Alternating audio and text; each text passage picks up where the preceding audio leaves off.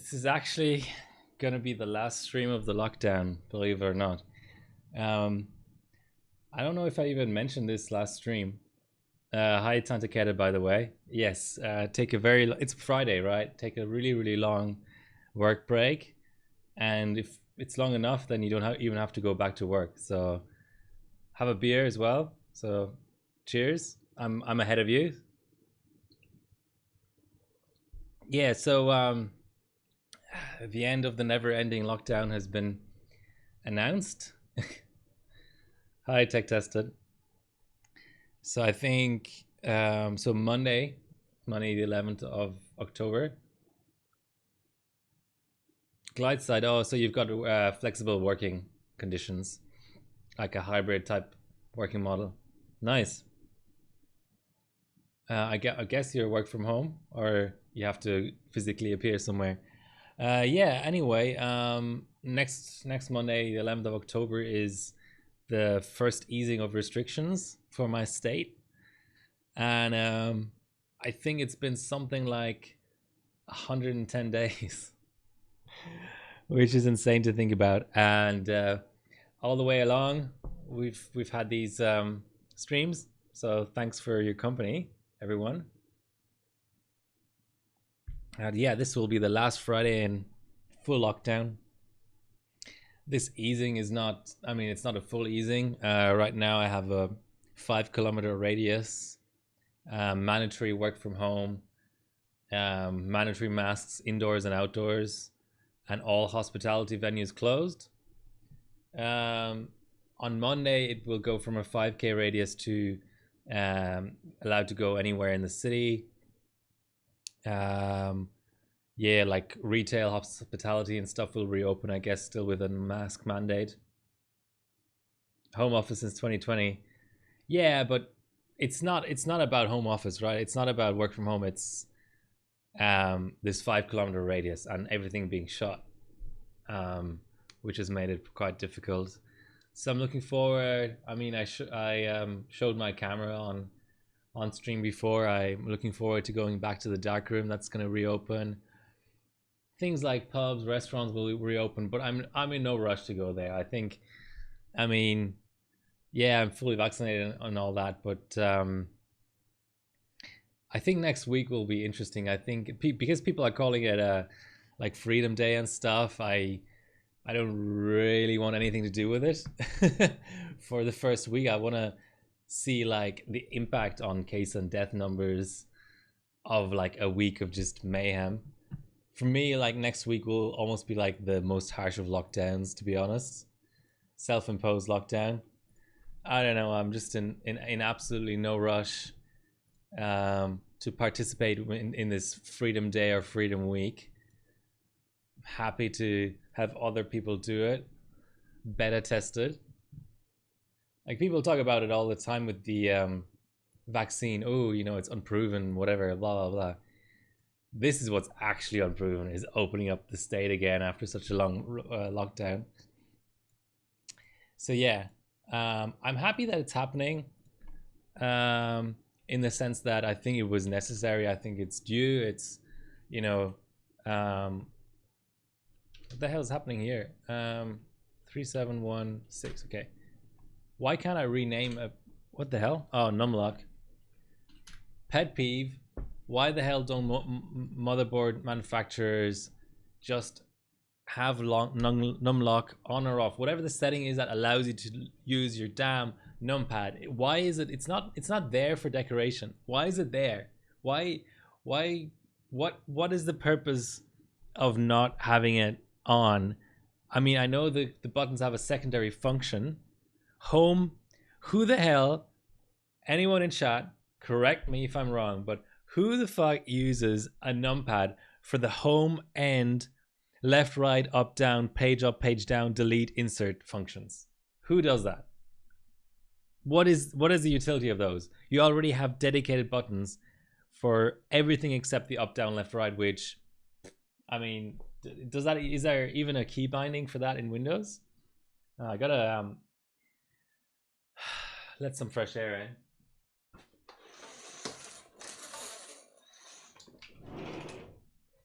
I thought it was cool enough to keep that window closed, but it really isn't. Don't have a numpad pad. Yeah, I have a. Let me get my other keyboard. I have a numpad-less keyboard, which I quite like.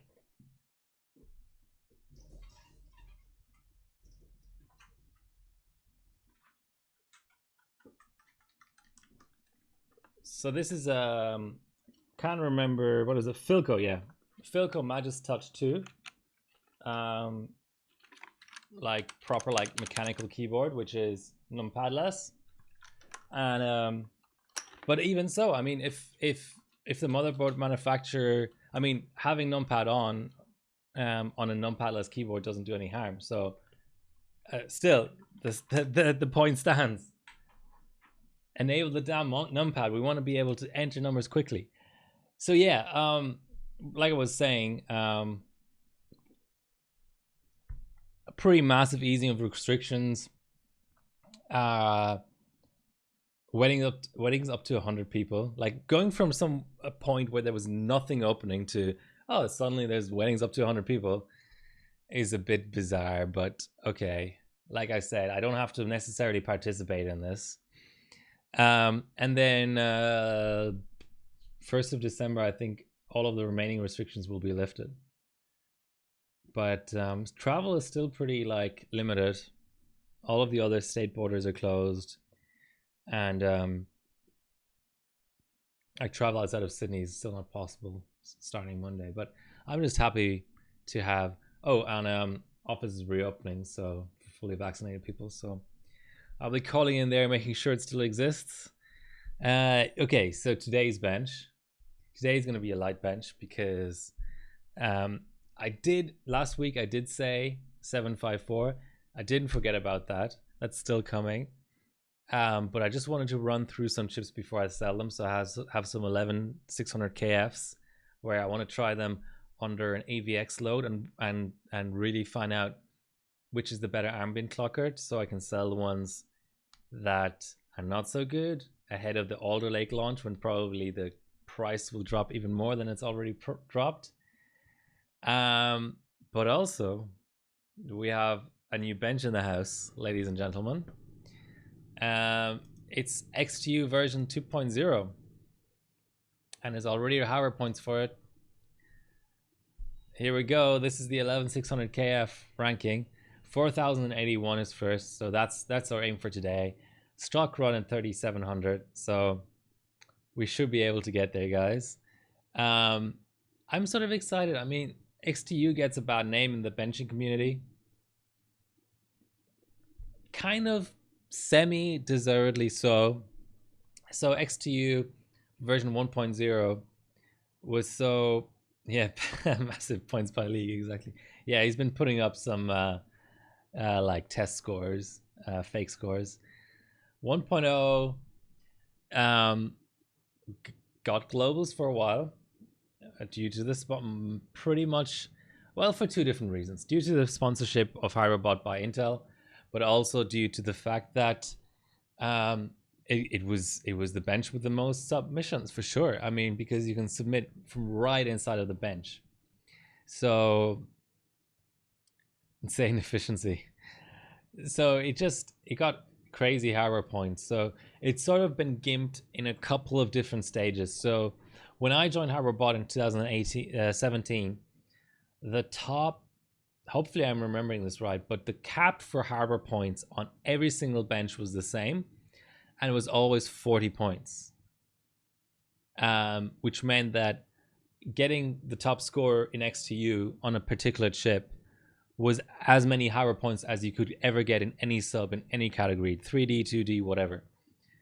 And then subsequent to that, and that led to a lot of people benching locked CPUs. So what was the famous one? I think it was 6320. No, that can be overclocked. Oh no, because XTU you still can only go 103 BCLK. So XTU version, the regular version 1. Everyone see here, everyone see 67 comments. So this was insanely hard to get the 7443. So this is probably a bugged run, but this, people spent weeks on this score.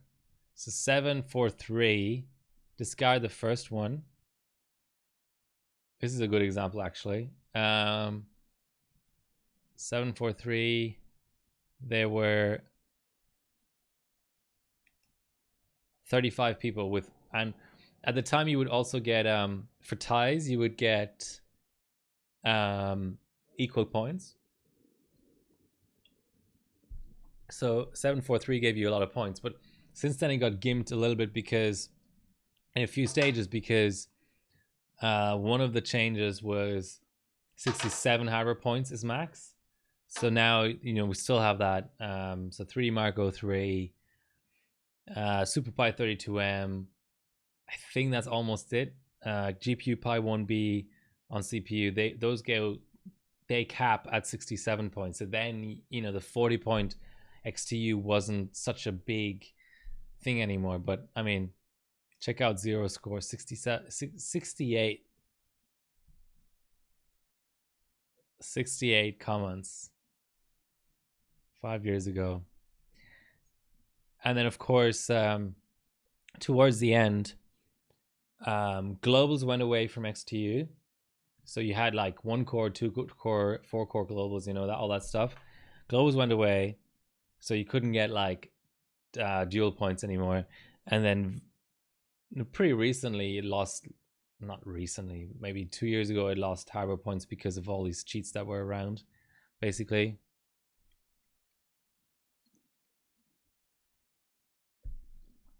Yeah. So now the second incarnation of XTU. The other issue with XTU was you could sort of cheat it on LN2. You would kind of pour for the first few seconds and then engage slow mode, and that wouldn't affect the score. But I think they patched that out. So now XTU 2.0, a long time in the making, and here we are. I think Windows 10 only. I've already run it on the 11900K actually.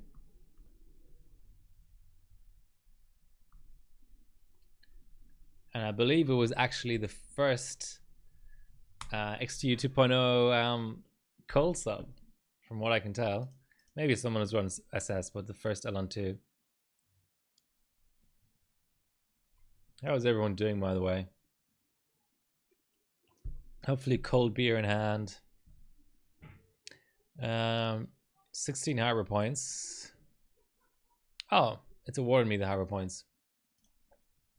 There was some weird thing early on. Oh, that's even a global first. Nice. So it's a heavy bench. It uses all of the AVX instructions. So I was only able to do 5.7 on full pod. Yeah, I just ran pretty potato settings, but let's just check it. Let's what we can also do is we can do reruns. So the notorious thing with the old XTU was it just scored really inconsistently. So for anyone who's not like familiar with it, the idea is that it's like easy benching in the sense that it'll tell you your temps, your CPU utilization, everything right in the bench. And then the benchmark itself is just like a spinning wheel, you know? So the sort of look and feel of it hasn't changed. Obviously, like the content of the bench itself, I mean, the points numbers aren't the same anymore. The actual like contents of the bench aren't the same.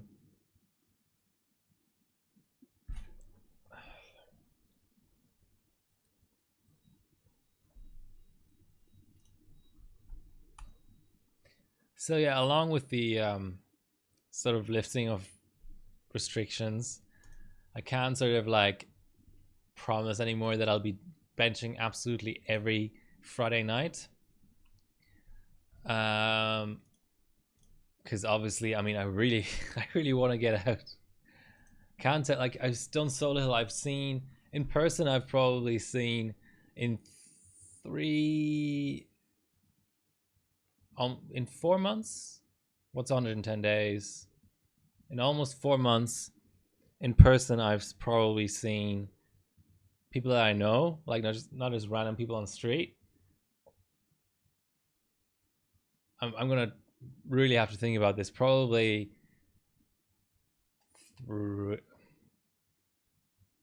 2 to 3 people, like probably just 2. I wanted to sub something as well.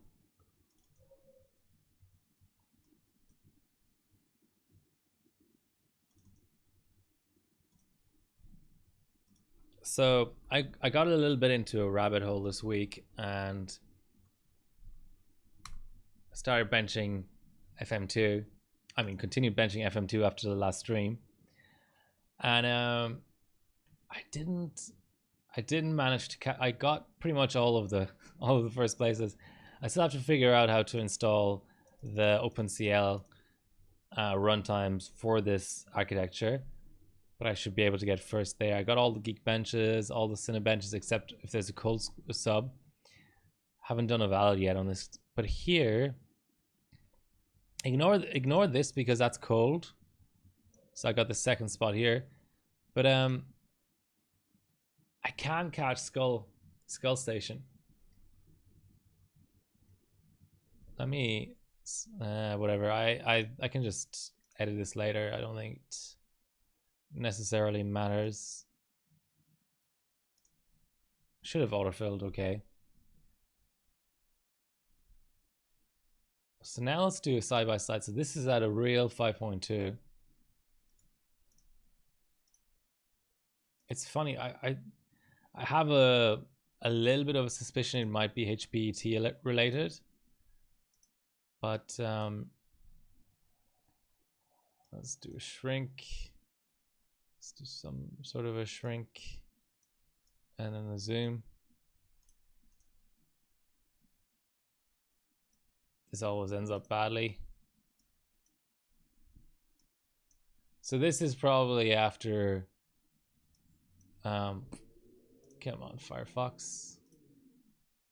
25 reruns, and they're 20-minute runs. So this is Skull Stations. Acclaimed 4.86. No overkill, no real-time mode, which I have found. I'll do a few reruns. 37.0. So 37.16, 37.05. Just keep track of that. So basically, so this is 2.20. So HPET was not mandatory yet. He's on PSC. He's running 797,054 PSC. 2.1 Northbridge. I'm seeing Northbridge scaling. I'm seeing scaling from real time. OS, I mean, maybe there's a little bit of an OS issue there, but I'm just not seeing it. And he's got 1.374 at 4.85. I've got 1.343 on Hypers at 3 Northbridge. So initially I was running Sammys, and Sammys are single-sided. So I was like really tightening the Sammys to like 797 or something, or 798. It was really good for Sammys at 2,133 effective on that strap. And then I got to like 1.31 or something, and I was like, I'm being really dumb, you know. On modern generations, double-sided is much better in 4K. Why am I not running double-sided? So I threw PSC in, and PSC just wouldn't cooperate at all beyond just stock. So it might just be this IMC that didn't like it or whatever. And it was like, okay, well, what's the other double-sided possibility? I don't have double-sided Sammys, and they don't clock well anyway. Hi Kix, how are you doing? So the next thing is Hypers, you know. And I mean, I was getting better efficiency at 932 or 933 666 than I was at on the Sammys. but not like earth shattering, like just like 1/100th of a frame per second more. And I also tried the higher strap, so I tried 2133 at CL7 hypers, and I have all the subtimings at the minimum the board will set, and I'm just not getting it. So I've done off-screen runs, I've done real-time. Overkill won't do anything on a two-threaded processor. OS could be an issue, but I'm thinking it might be HPET. I might have to do a run without HPET because it's this. I mean, this is a big difference.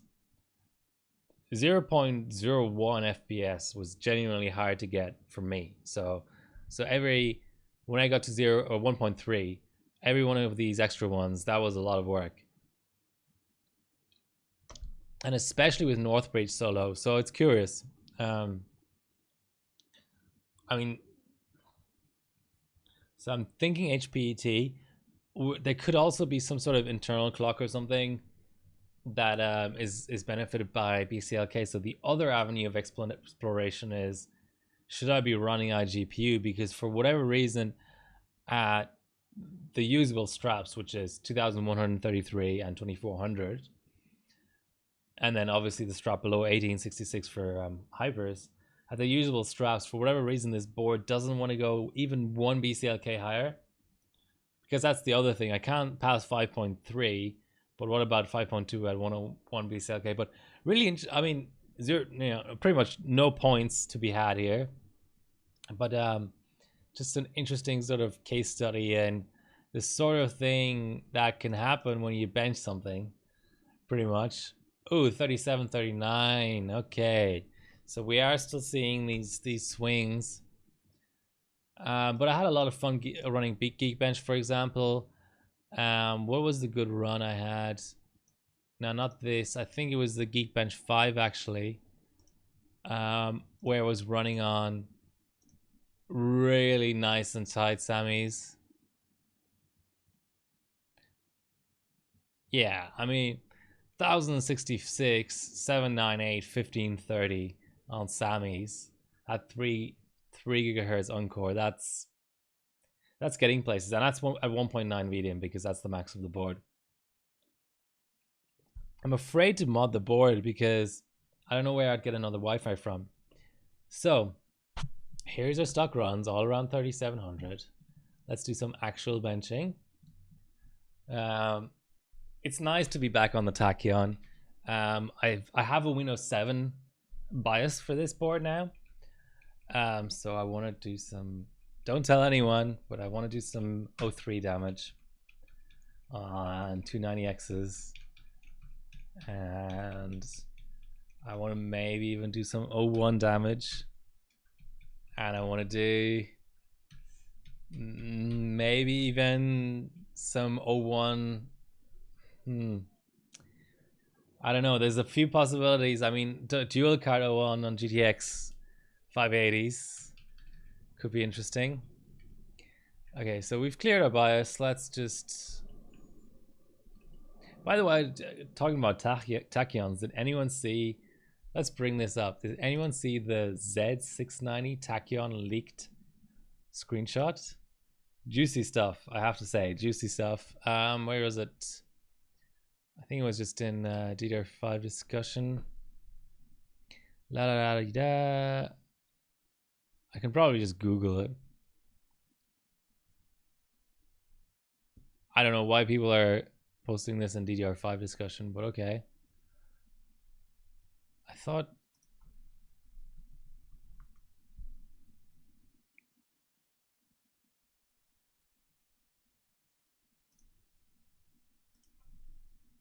Leaked DDR5 Tachyon. I think it was just on Tech Power Up. Yeah, here we go. Okay, I'll put this. I don't know if people are offended by WCF tech links because they tend to be very fuddy. But here we go. Boom. DDR5 8000 CL50 2T on a Z690 Tachyon. I'm looking forward to it, guys. I'm looking forward to it. It'll be interesting. Okay, clock. Let's go. Let's try 5G. 45 ring. Lock in the 100. I'll see. We want turbo better. 1.35 on the V core. We'll leave the memory as it is.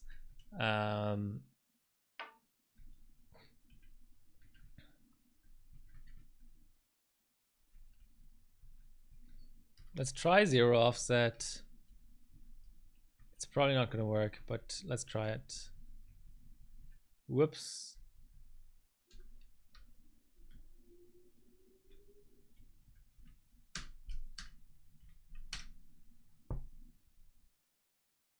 So I set up a nice little double fist for myself here.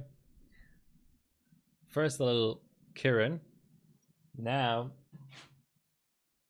I don't have a champagne glass, but this, believe me, this is bubbly. Got to do things in style, you know. All right, we're posting. It's good.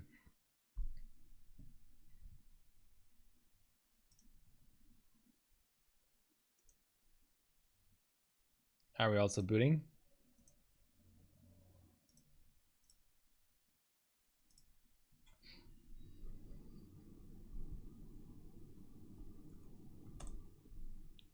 Let's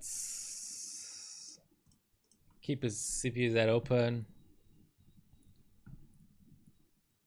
I didn't even bother to change the icon. Nice.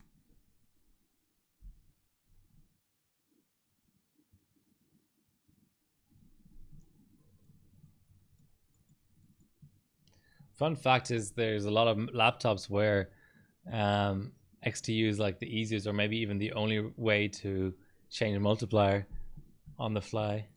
It's kind of funny how that happened because you've got your controls in here.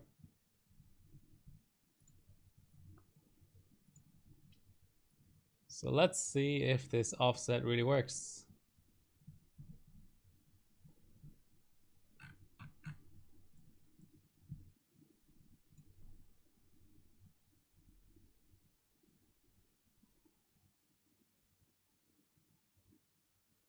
Well, either XTU doesn't have AVX or it's actually working, so that's nice.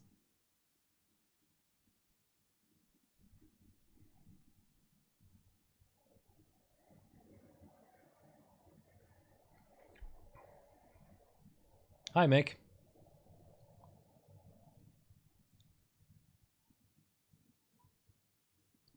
This is a bit of an XTU 2.0 intro stream.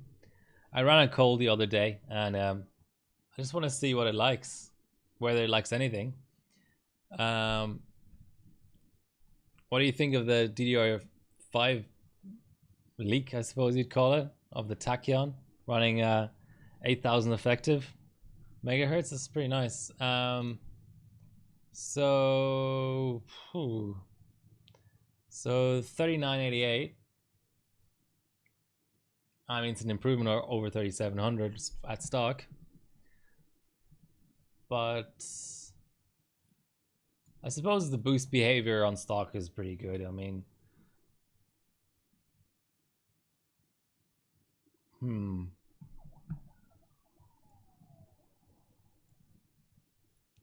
the past it's liked, I mean, I'm talking about this like I'm this big XTU expert or whatever, but the past version of XTU,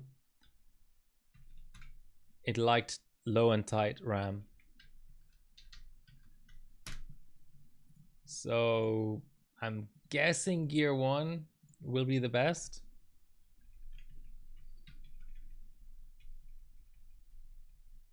Yeah, I mean, DDR5, it'll be funny because it's this weird thing where all the benching motherboards for Alder Lake will be DDR5 pretty much. So you kind of have to get it, but at the same time it's going to be so expensive because I think the transition will be slower than probably DDR3 to 4, for example. so people, everyone will want it, but then we've got that global supply chain thing going on, so it'll be so expensive. That's a hang. Yeah, so it's going to be awkward, but people will want to bench Alder Lake because it's new process, and it's a new microarchitecture, and it's got more cores and stuff. It's gonna do so well, I think. And then I mean new DDR version as well. I mean, even just if Alder Lake, why do my mouse and keyboard not work? If Alder Lake was just like DDR5 slapped onto Rocket Lake, that would already be pretty good. But the way things are going, I mean,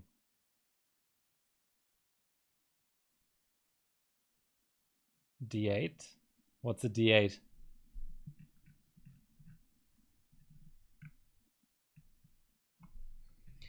Okay, let's do nice and easy 4533. I don't know why I'm using the plus and minus to do this.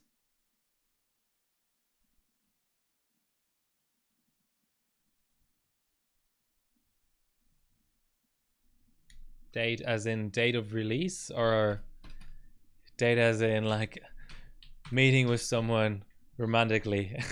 Sorry, I'm a bit lost. Okay, so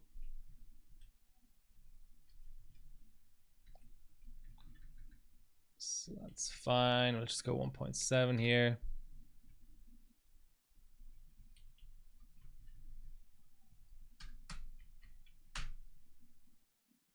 Early 2000s. Hey, I'm a big fan of early 2000s, but I don't remember that one.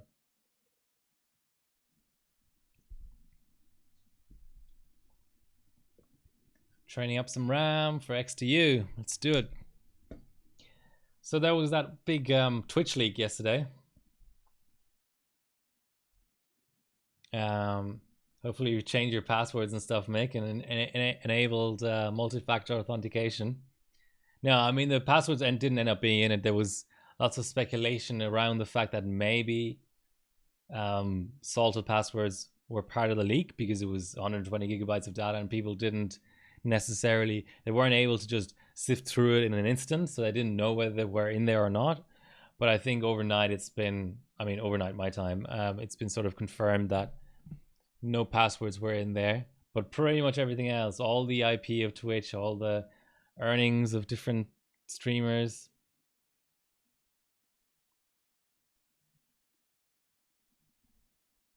But what, okay, I sort of understand that part, but what do dates, how do dates relate to DDR5, or was that just some unrelated comment? Okay, so we've trained up our RAM, very, very good. Let's go back. Let's maybe do a few runs, see if we can get over the, I mean, I'm assuming we can get over the 4,000 now. Because the previous one was 3988. Ah, okay, so now there's a D5 Micron D8. Okay, took a while, but I understand now.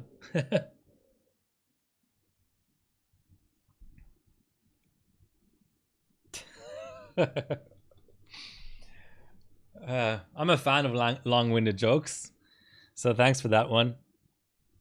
Yeah, so I mean, streaming, it's funny. It's you know, a lot of people are moving to YouTube and stuff, but it's just not an appealing platform to me. I understand this sort of synergy of uploading a video and then straight away going live, and it's all on the same platform sort of thing. So, okay, so we've got a 4057 and we're going up against a 4081. I'm just taking screenshots. I'm not, you actually have to like export the profile and stuff, but I won't bother. I'll just keep going.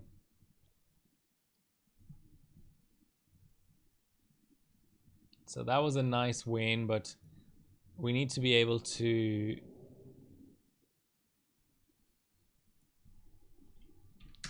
also tighten up.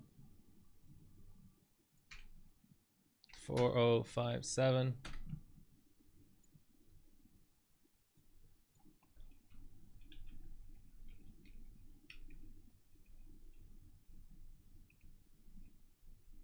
Yeah, it's that's the thing. So YouTube, The only thing YouTube, in my opinion, has going for it is the ability to attract a larger audience purely due to the fact of being on YouTube. A little bit like Facebook streaming. Whereas like Twitch has everything else. It's got the features, it's got the stability, it's got, you know, everything.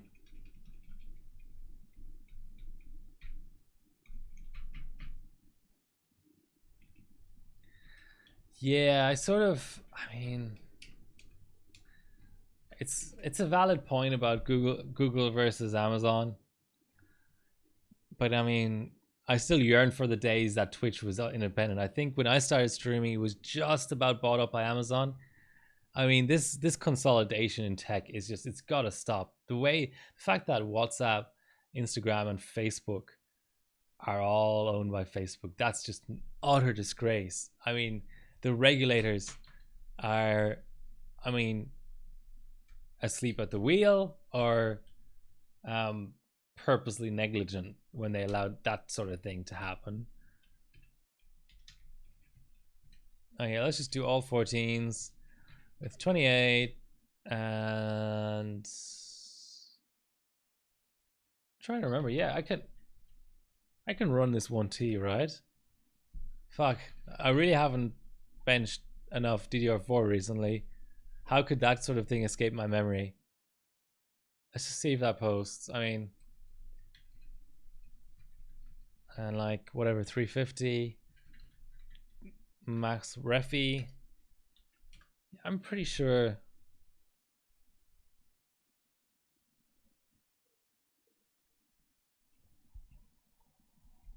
Maybe not.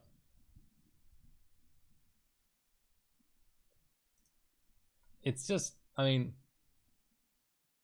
and then people rely on it too. That Facebook outage the other day, the fact that people rely on that stuff, you know, like, I mean, it's different generations and all that. I mean, this is, hopefully I can make it clear that this is not coming from like a point of judgment sort of viewpoint, but the fact that people rely on that stuff, like, I'm just old enough to just be like, haha, Facebook's down.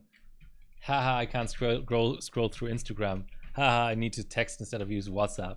Like, big deal, you know? Just the entertainment factor of Facebook fucking up so badly is worth all that 10 times over.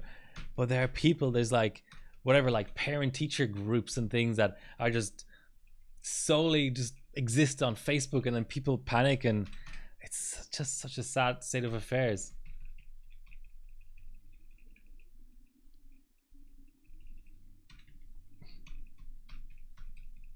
I mean, I can't blame them. You know, people aren't tech savvy and stuff, and I mean, you know, there's all sorts of reasons for it. I'm not saying people are dumb for doing that, but just the fact that we sort of as a society let it get to that point, you know, because we know better. You know, that's not to say that people should know better individually, but I think that, you know, overall we should be better than that. But you know, that's capitalism, as they say. Everything, yeah.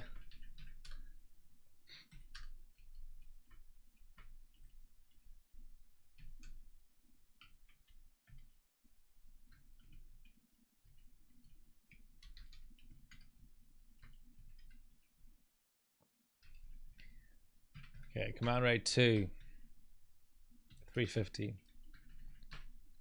Max refi, and give it the volts. Oh.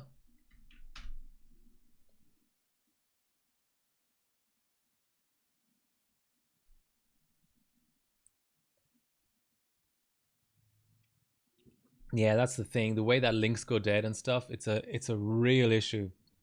It's a really big issue. And there's people now advocating using archive.org links for everything from the beginning, like as soon as you post it and stuff, but that just doesn't get out to people. Like, people just assume, like, that's the problem, you know, when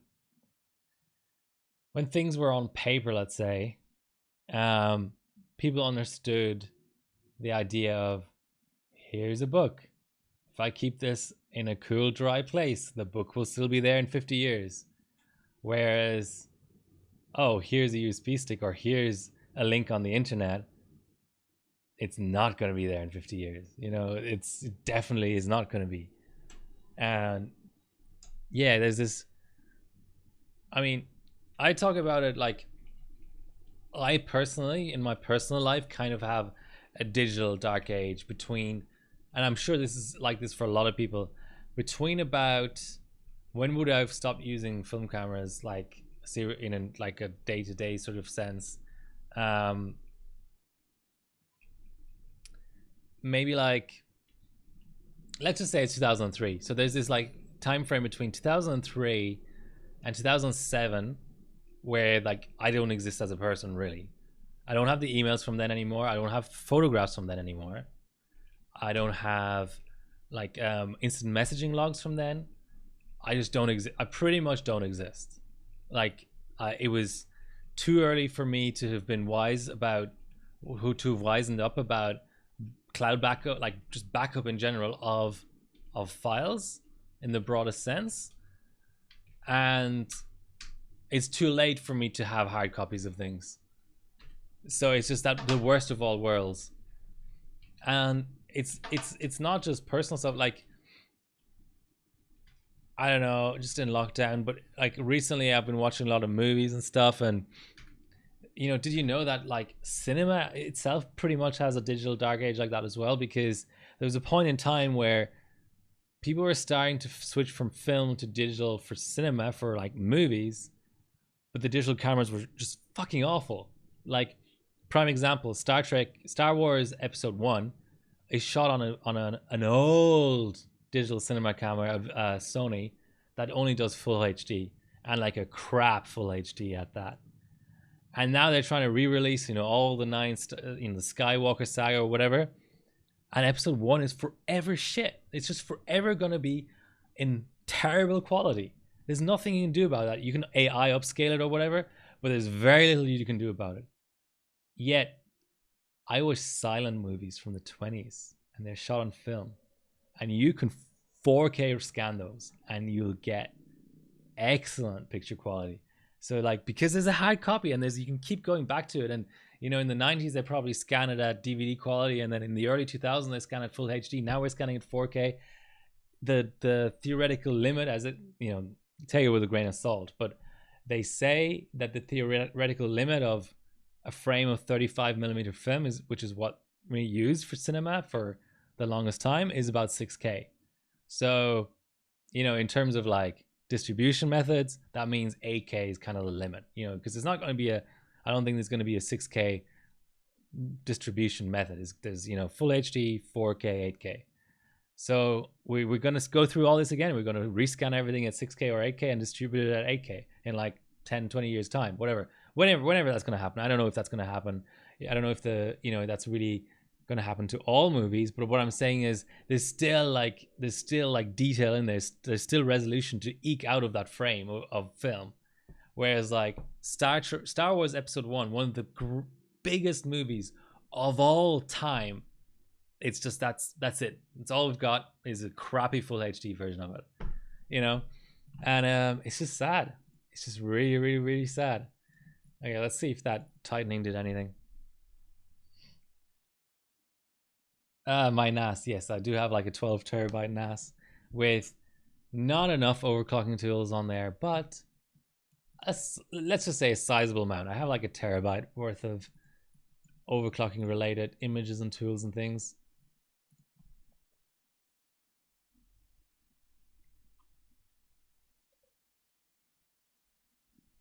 But coming back to the personal dark age thing, like I mean, I have photo albums of me from like birth to whatever 18 years old, and then from like 25 onwards, and there's just that gap where, you know, my own memory is probably failing of that time. There was no Facebook to post to. I mean, as much as people criticize Facebook, I like getting the Facebook memories. They remind me of what I did 10 years ago, 11 years, whatever it is. So like 2007, 8 onwards. And I migrated to Gmail. That didn't actually help at all. I migrated to Gmail in 2008, and I didn't. There was some reason I couldn't get all my emails across. So my personal email, which I'm obviously not going to share anything, not even the provider, but it's an old email. It's a provider that's just barely still hanging in there because they're also an ISP.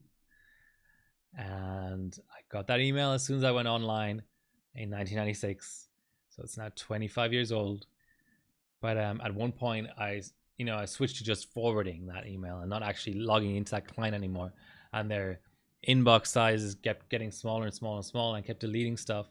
So now I only have a handful of emails that I forward to Gmail that are pre-2008. I'm pretty good to 2008 onwards, but emails from 1996 to 2008, odds are I don't have it anymore. And I also had a NAS crash at some point, so I used to hold on to, back in the day, this is gonna make me sound so fucking old, but anyway, I don't care. I am old, so no use hiding it. Back in the day, like when you had only dial-up internet and your PC was only fast enough to open up like 2 tabs in Opera browser or whatever existed at the time, you would have like full-on long-form instant messaging. Well, I did anyway. Maybe I was just weird. Instant messaging conversations with people abroad, because it was a cool thing that you were able to talk in text chat with a person who is somewhere else, and where a phone call would be prohibitively expensive. And I used to talk to like all kinds of people, like old school friends who are now like abroad and stuff. And you would have like a 2-hour conversation where, because the computers were so shit and we didn't have mobile phones and there was nothing better to be doing, you would have like an actual 2-hour text conversation with someone. And I'd like to have those chat logs still, but at some point I did something stupid, like I think I built a Linux NAS out of commodity hardware with spinning disks, like 5400 RPMs. It was like 2 1 terabyte disks in an LVM, so a logical volume. So I didn't want to like mount. This is how, like, it's so dumb looking back, but I didn't want to mount 2 separate 1 terabyte network drives on my laptop to access. So I wanted a volume to span both disks. But what I didn't realize is that has as much redundancy as a RAID 0 effectively, because if your like controller dies and you don't have like a full backup of your LVM config, or one of the disks dies, what are you gonna do? The other disk is meaningless without, I don't know, maybe there would have been some way to recover, but I was young and foolish. Don't hold it against me. Yeah, so like I just lost like chat logs and old like whatever, just like personal sort of like documents and things, and it's just so weird how it all works, But anyway, the long and the short of it is, I think we're now a little bit better about backup and stuff, but not that much. I mean, I have a RAID 5 in my NAS, so, but there could be a power surge. I'm too cheap to buy 12 terabytes worth of cloud backup. I probably should.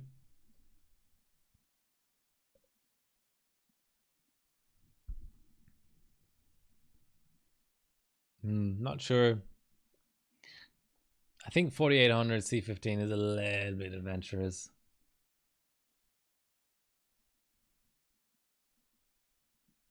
Snap rate. Yeah, I have a Synology, and I've not had issues with it in 8 years.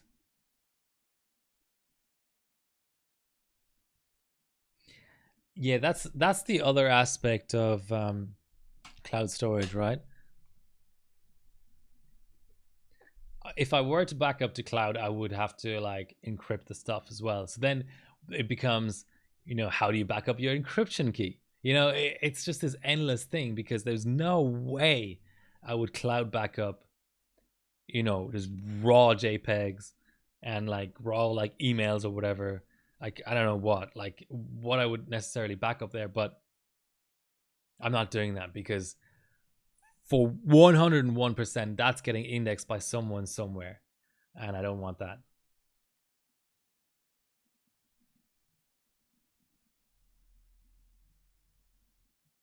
Snap rate, yeah. I mean, I haven't had. Look, I suppose I just sort of need to have my first like proper sort of catastrophic drive failure. But to give you an idea, I've been running Synology RAIDs for about 9 years now, and I think I had it one drive fail once, or like maybe even just show too many errors. So many errors that I was uncomfortable with the amount of errors. But I mean, I have a single. It's a 4-bay NAS, and I have a single drive redundancy, and I sort of feel like that's better than I've had most of my life, and it's as good as I need. Maybe that's foolish of me. Who knows? The hell? Okay, I should probably save this profile.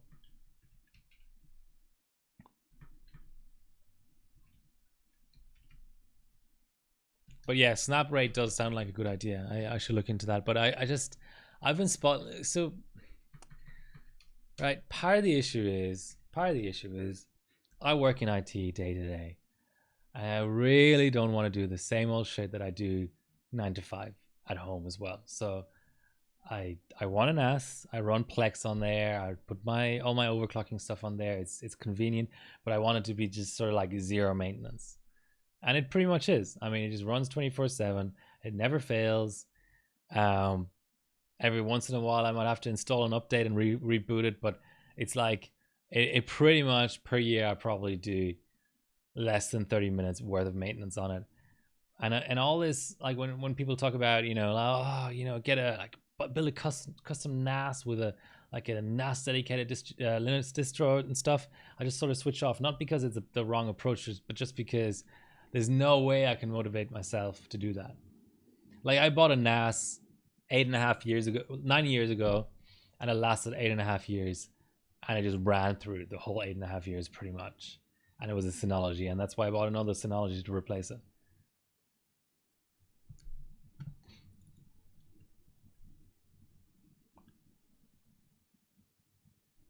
Let's just make sure we have... What's up with the TRFC not training? What the hell? I don't get it. I thought I said it. Maybe I didn't.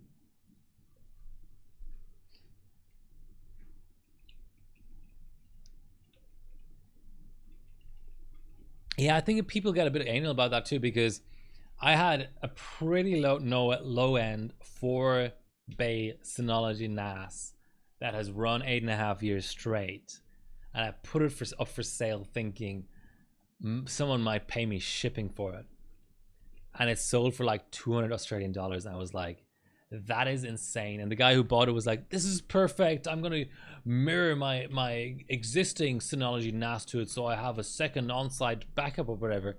And I was like, whatever floats your boat. But I was like, man, $200 plus the cost of 4 drives just to have a mirror locally.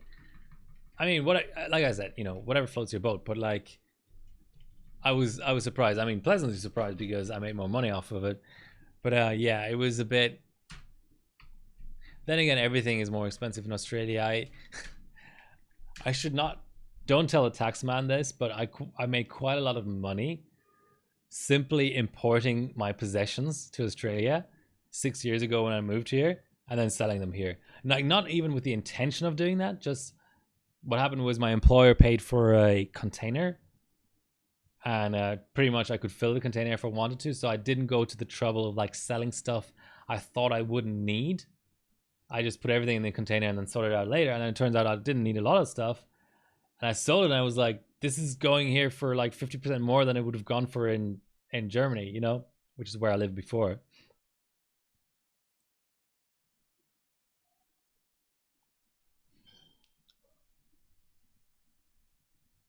All right, here we go. So a bit off topic, but when submitting scores for an Athlon 2, yeah, you just have to declare it. You just have to select it in a drop down.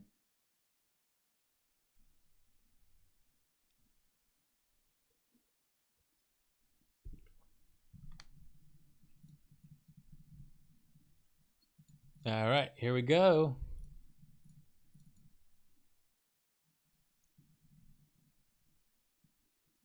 This is a nice chip, like doing, I'm not still so convinced about AVX workloads, but like heavy workloads at least, at 5G at 1.35, Vcore. Hey, Tech Tester, do you want to post the link to your stream? I'm not aware of it. Or whisper if the bot stops you from posting it. I think links are allowed. Try posting it. I thought I allowed that in the spam bot. 545. Nice. I love AM3. Yeah, what were we talking about? Yeah, backups. It's just, and the scary thing is just like even IT people are lax about it. So the general public, man, the number of times I've seen people like go, oh, my, USB disk is broken. My USB stick is broken. I can't get my pictures off of it. They're lost forever. And then it turns out it's just not mounting properly or whatever. You know, that error on Windows sometimes where it doesn't mount a USB stick because it wasn't safely removed or whatever. So what if they can find someone like me and they just like chuck it in the bin, and it happens to be the only copy of like pictures of a newborn or something, just something that's completely irreplaceable. Let's try. Oh, I thought I had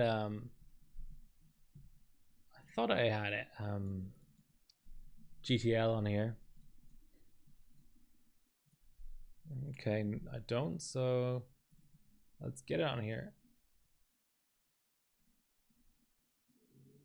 Tachyon.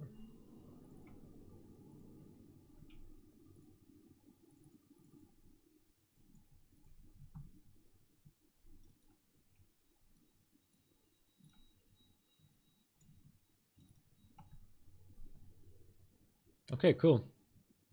Yeah, I'll add that to my list of other streamers. So, like in a sentence, what do you like to stream? Is it all benching or is it just other tech related stuff as well?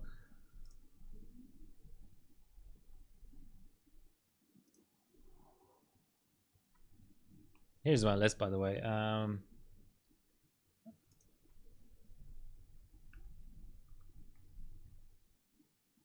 To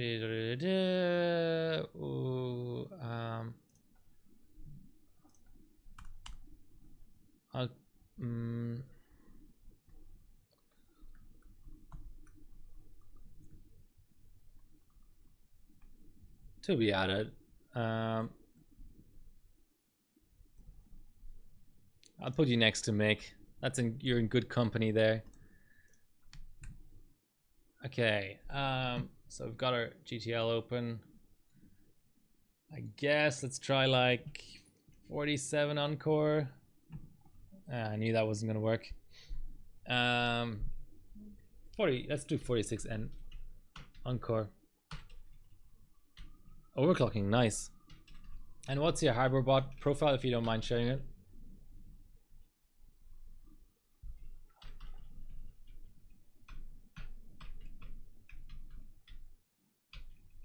Come on, little board.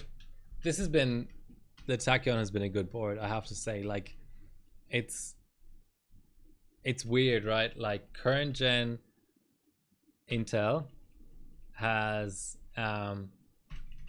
ended up being more user-friendly benching wise than current gen AMD, which is weird to think about because the gap used to be gigantic.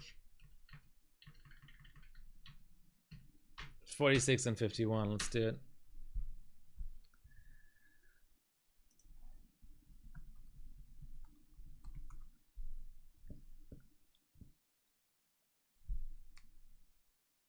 Okay, I'll just chuck that in as well.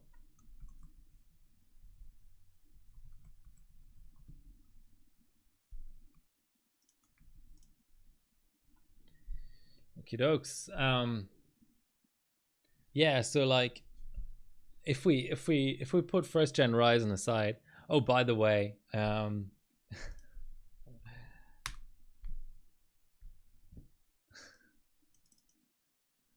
my streaming rig. according to the wise old people at Microsoft, is not Windows 11 compatible. What do people think of Windows 11? I think it's just such a weird like power grab type thing. Like, you know, why Microsoft went to Perpetual OS, the so-called Perpetual OS, right?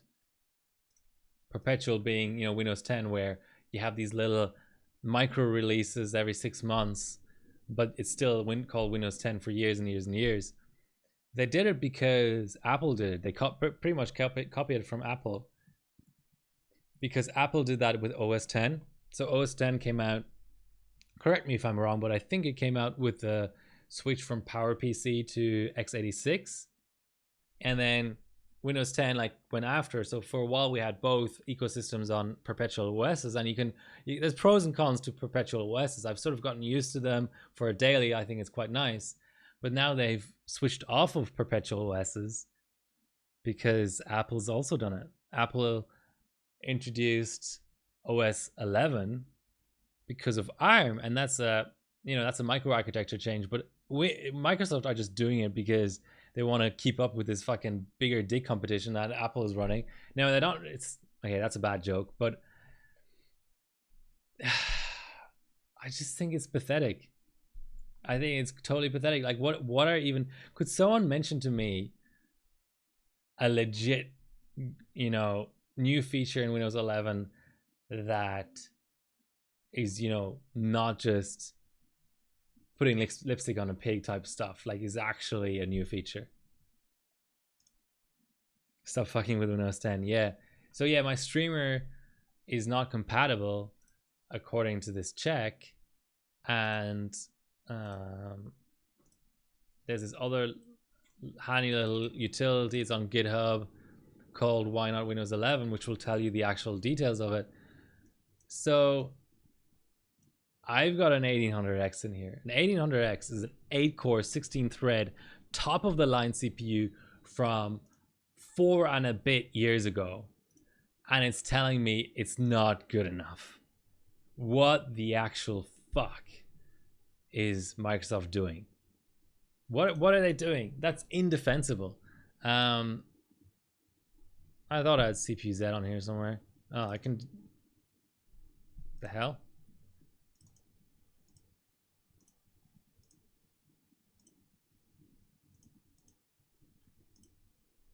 Just so you know, I'm not lying into like sensationalize things or whatever.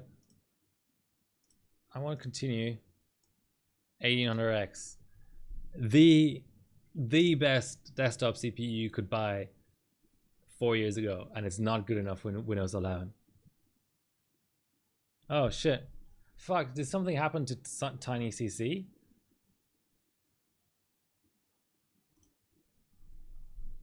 I thought the whole point of URL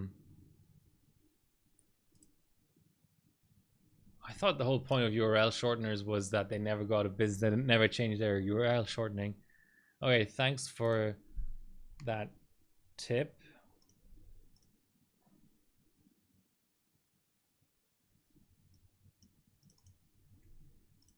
So now let's try this. Okay, so that works. So I generated a new link now. Now I have to tell my bot about it. Okay. Anyway, can someone tell, like, what? I mean, I know they're just, the cynical answer is always they're just trying to sell more hardware, but is that all there is to it? Like, why are they excluding? I know about the TPM part. I mean, I can flash my BIOS and enable TPM. I think there's some merit to that. So this red mark I can get rid of. But who in their right mind would move on from an 1800X just so they can install Windows 11? That's what I don't get. Okay, streamers. Just gonna modify my bot. Now let's go again. That should work now. Yeah, it works for me at least.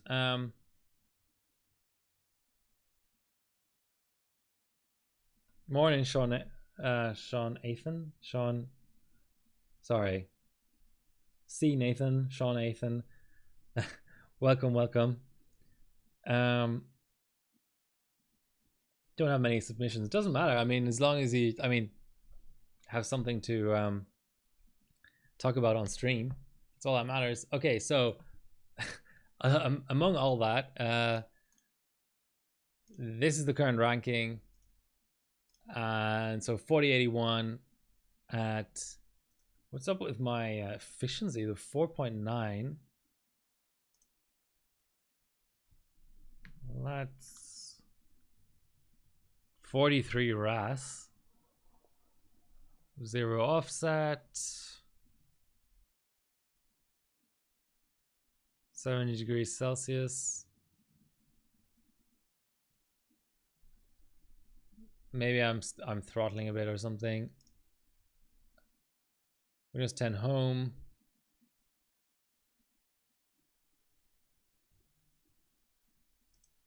Not exactly sure where my efficiency is going, but we can investigate it later. Let's first of all, just Sean. Okay. Hi, Sean. Hope you're doing well. Happy Friday, everyone, by the way.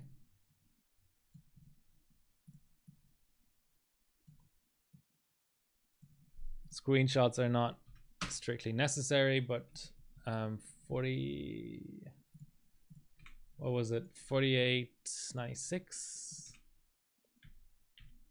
4096. So the way you submit from XTU, it hasn't changed from the previous years, is you save a profile. I just always call it the score that it got me, and then you go into profiles on the left here.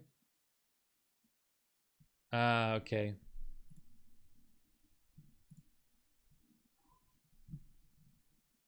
Yeah, I've noticed that issue where sometimes it doesn't give you a score. Like it I don't know if there's a workaround for this, but sometimes it claims that the profile you just saved just after running to get a certain score is not associated with the score that you got with it. And therefore, when you export it and then try to upload that to HardwareBot, it won't give you a score because there's no score in that profile, exported profile file. And that's what seems to have happened here. I can try to rerun it, but usually if the first run, what I've noticed so far is if the first run gives you that score issue, then every subsequent one will as well. So I might have to reboot. So that's based on the CPU and more on the driver status of pre-builds that include it.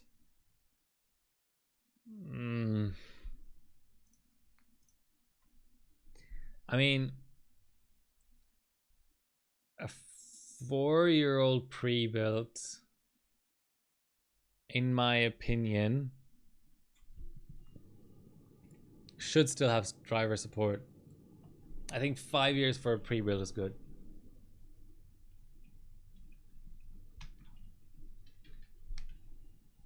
But yeah, that's the sort of pitfall you run into. I mean, can you still blacklist the pre-builds based off of TPU though? I would imagine that a pre-build that doesn't have good driver support also doesn't have the necessary BIOS updates to enable that secure platform stuff. Maybe I'm wrong. I don't know.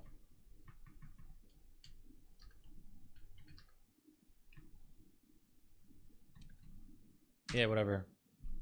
I can never tell the difference between selecting a boot device straight out of BIOS and just going escape and don't save this changes if you haven't made any changes. Seems to me that's the same thing, but anyway. Wow, what's wow? Hi White Shark, by the way. Welcome, welcome, welcome. Wow, because I'm running XTU, or wow because of the terrible stuff that's going on with Windows 11? I think, I mean, yeah, the XTU bug, yeah, that's pretty crap. I think that the rollout, I think that the adoption rate of 11 will be pretty low, because you've got to remember, I don't know if DirectX 12 was necessarily like fully supported and out at the time that Windows 10 came out, but I think it was communicated pretty early on, pretty clearly, that Windows 7 wasn't going to be getting DirectX 12. Now, as it so happens, it did get limited DirectX 12 support many years later, but at the time, gamers had a real incentive to move to 10 from 7. And then there was also that 8, that botched Windows 8 release in the middle. I know 8.1 was good, but people sort of didn't give that the chance that it maybe deserved.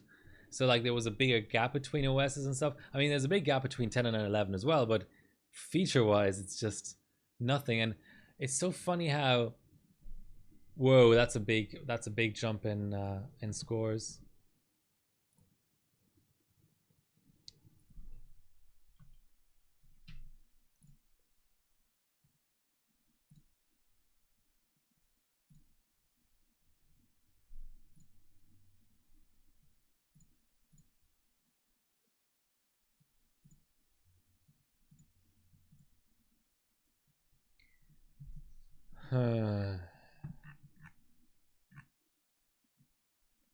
Okay, maybe I need to. So there's the problem here is that there's multiple run benchmark buttons. So I'm gonna try through the different run benchmark buttons, in case the fact, the fact that this start run benchmark button being closer to the save button indicates the fact that this is what you need to press in order to, save a profile that then contains that score. However stupid that it might sound.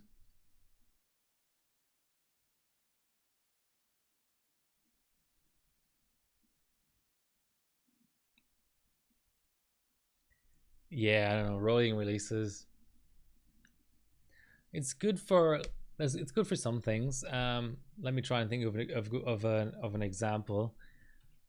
I mean, Chrome, for example. Chrome sort of has rolling releases and it works for that, but that's just one little app inside of your big OS. Yeah, okay. So I know the workaround now. So now we've got a 4131. Starting to think this is non-AVX.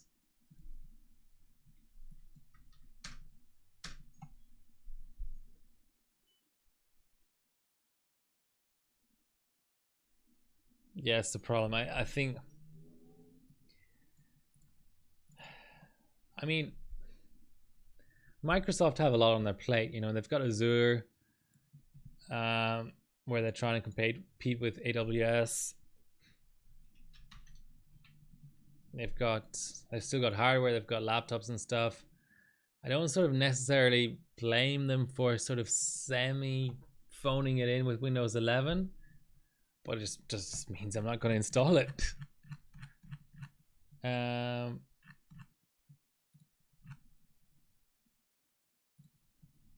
we're now at 4.2, but I think there's a real lack of innovation in the tech space these days. I think everyone is like, it's got to all be in the cloud. It's got to all just, I don't know. I don't really want to get into it. Cuts a bit too close to the bone since I work in IT myself, but yeah, I think the whole world is sort of chasing a formula, I mean, in movies, for example, the fact that they thought it was okay to release two very similar movies called Suicide Squad and The Suicide Squad tells you everything you need to know about Hollywood. And just the endless remakes, live action remakes of animations that are just perfect and don't need a remake. Like literally, I mean, there's movies out there that will stand the test of time. I feel like people will watch them in 1,000 years. I think they really will. There's certain movies that are just high art in my opinion, and then people remake. Studios want some more cash, so they remake them anyway. like, you know, whatever. It's not necessarily a good example, but like Lion King or whatever. I'm sure, you know, they're remaking The Little Mermaid now. I don't think you can improve on that. I mean, it's a kids movie, but, you know, allowing for that, allowing for how a kids movie works and stuff. So we're so at 5.2 we're still seeing results, so that's nice.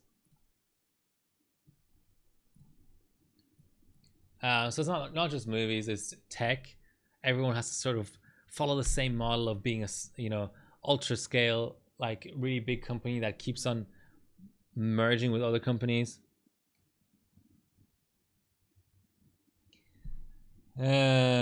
Copyright. Yeah.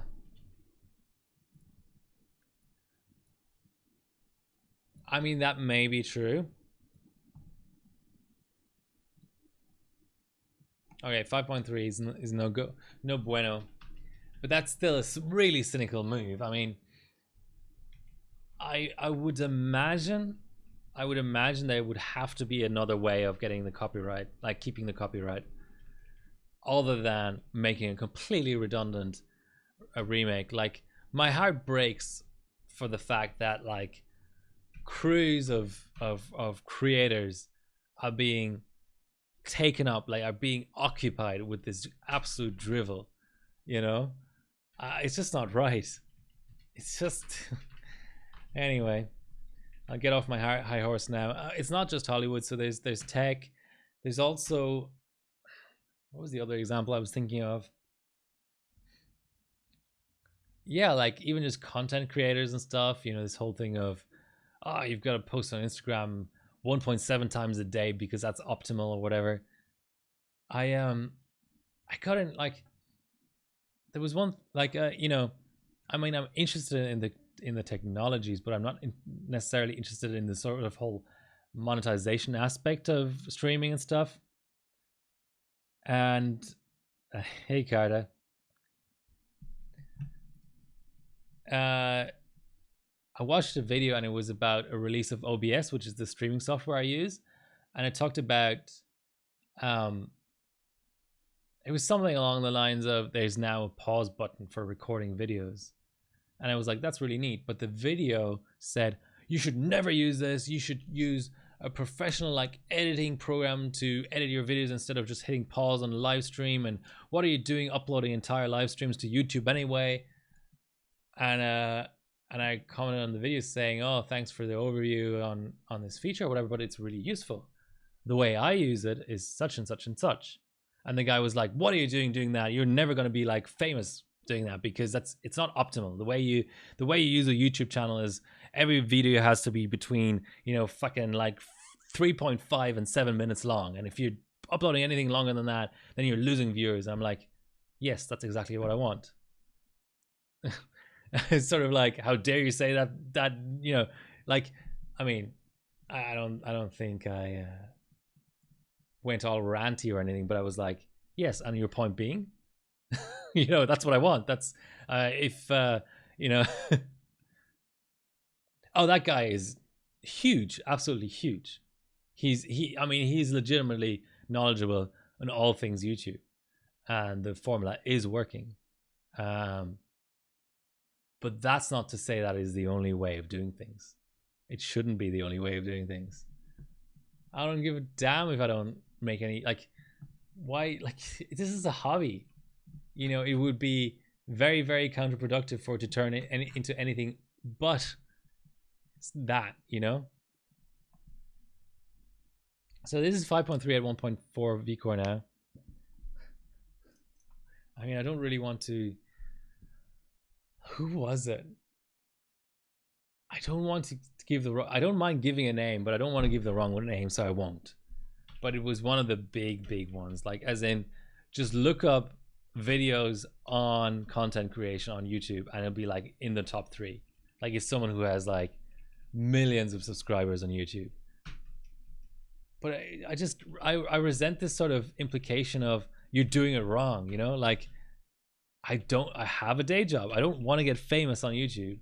Not that I'm not even saying that it's possible for me to get famous on YouTube if I want to do, but I don't even want to try. Like that's not my goal, you know. I literally use YouTube just to archive my live streams, so I have somewhere.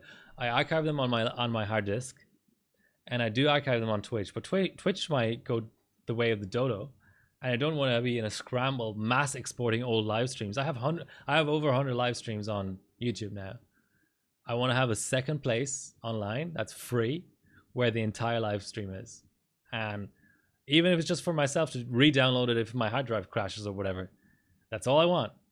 And it just so happened there was you know, a feature in OBS or whatever that made that easier, whatever.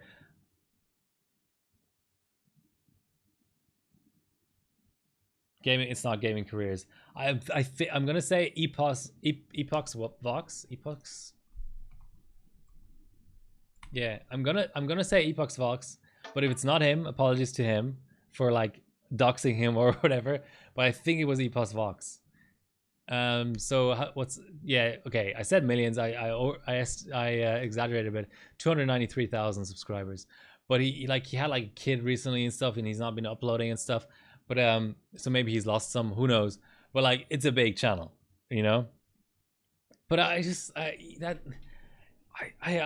it goes on to, you know, maybe this is where I'm gonna lose the chat, because this is a slightly more like controversial type statement to make. But I feel like even this sort of like life optimization thing that people do goes into that direction of being a formula.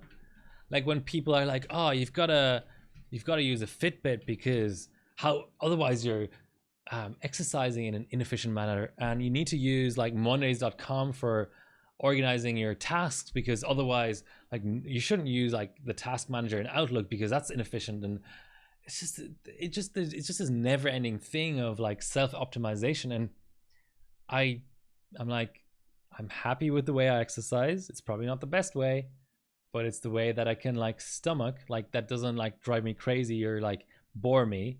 I'm happy with the way I organize the tasks I have to do. It's probably not the best way, but if I felt like I was missing something major, I'd seek it out. You know, I don't have to have people telling me I'm doing it wrong. There's not really any wrong or right way to do anything in life, or life itself, you know. So anyway,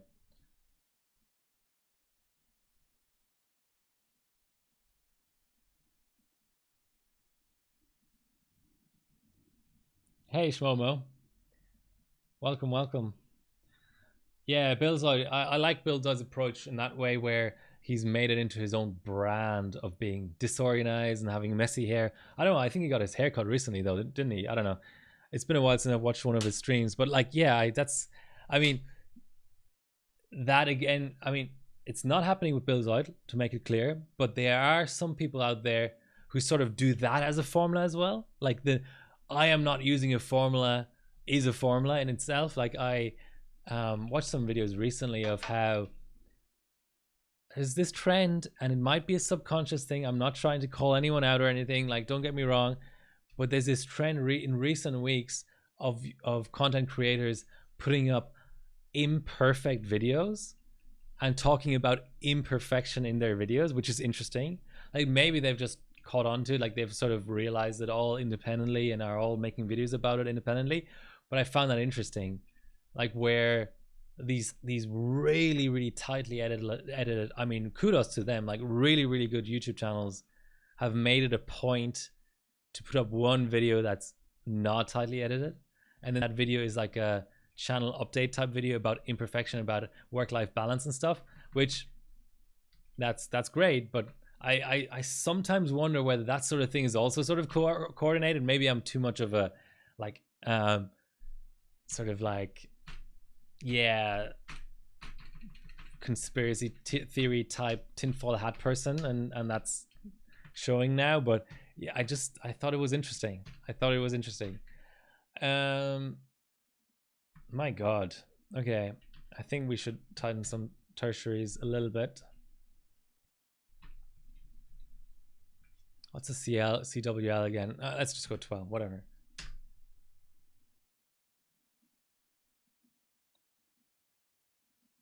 Yeah, people do like variety and novelty, definitely. Absolutely. I mean, I've talked about this on stream before, but I was absolutely captivated when I first watched a Billzoid stream. Now, is he the best bencher in the world, or does he have the highest hoverboard ranking in the world? Absolutely not. But he got me to stream benching myself, and like that's a really good thing. I think that like the more benching streamers, the better for me. Like I don't, there's no such thing as competition in this space because the space is so small anyway. That no, like um, just that sort of YOLO sort of approach. I don't know what the first stream was that I watched, but it was like I don't know, like all these cap mods and on a card and all these like sense wires running off a card and then like benching it on X99 with a bit of dice thrown on the card and stuff. It was great entertainment. And it was like a 4 hour stream and I watched it all. And like what more could you really ask for, you know?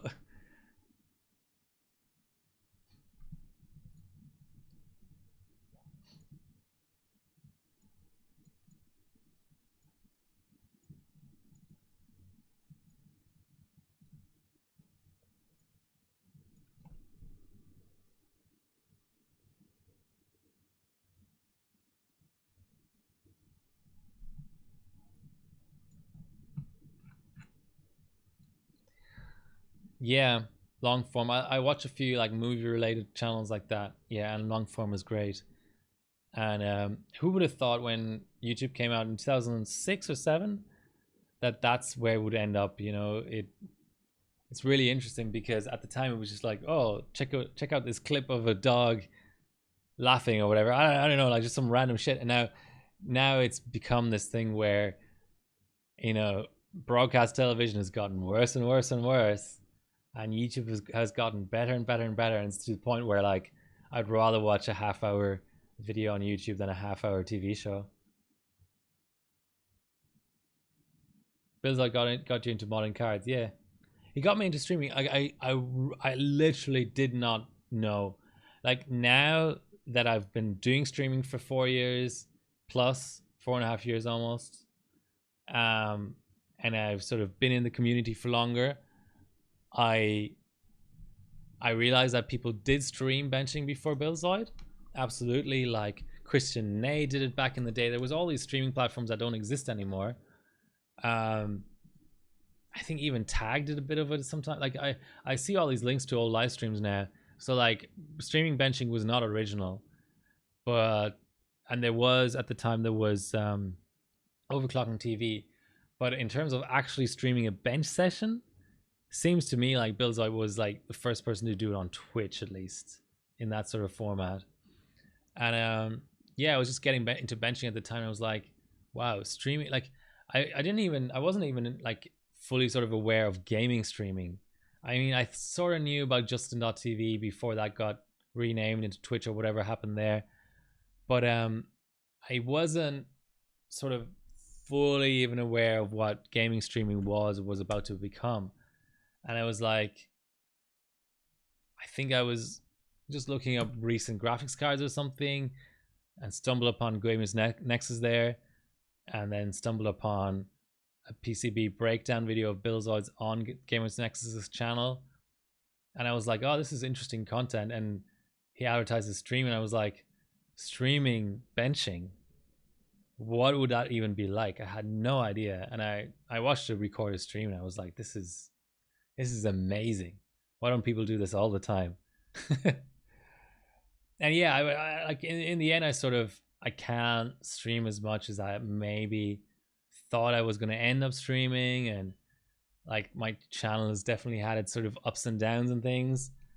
But I still enjoy it so much. It's just fun because benching is so sort of such a solitary activity, and I still like it because it's sort of it's what is that called? It's sort of like not whatever the opposite of creative thinking is. It's like logical thinking or whatever the term is for that. It's sort of like it tickles your brain just enough for it to not be just watching the 500th Friends rerun. You know, it's a bit more engaging than that. And I like to like listen to podcasts, listen to music. So I don't get me wrong. I mean, I obviously love benching, but streaming is that great sort of middle ground between you're not really benching, but you're also not really not benching. Like I don't like, you know, I already have the gold here. Like what am I really even doing here anymore, you know? But I don't care because it's you still find out enough about your system and stuff. Okay. So we've done a few reruns. This is the spread at these settings. I'm now gonna try. What I'm gonna try is I'm gonna try 4800 loose on the RAM. That's the problem with. No, I'm actually gonna try gear one. Let's try gear one. Excuse me. Too many bubbles.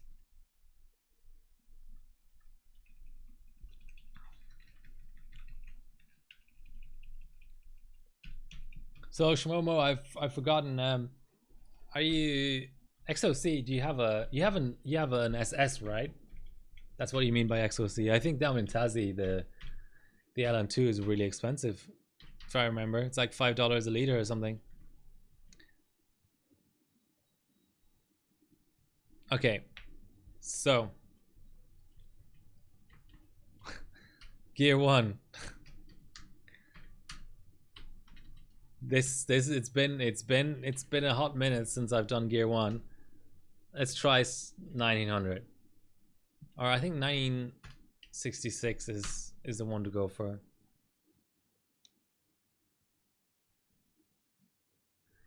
Yeah, there's a whole sad old story about the whole sitting at a desk thing. LN2 streams is actually okay because, by the way, have you done an LN2 stream yet? That'd be fun to watch. I'd watch the replay of that. I sadly can't really catch any of your streams live because it's sort of like 6 a.m. mine time. But yeah, do you archive your streams, by the way? I might watch some on replay. But if you did an LN2 stream, I'd definitely watch the replay. Yeah, LN2, you get up, you pour the LN and stuff. It's a bit like bit more movement. But I find that too, that the sitting at the desk is an issue. I do have like back issues, and it's a bit sad because this is actually a standing desk. And if you go back far enough in my past streams, which I may as well plug now. Here's a complete list of all the streams that are archived. And I'm going to check the link now because I should change to a different URL shortener. What? It's you had one job, tiny.cc, and you failed miserably. Why is that link dead? Tell me why the link is dead.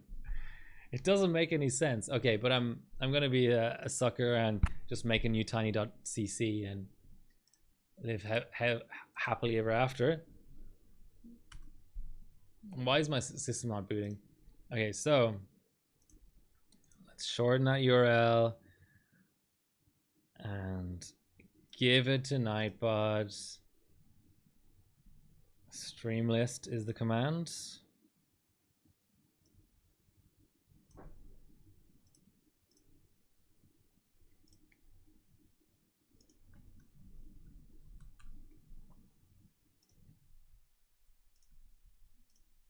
Okay, so that opens up.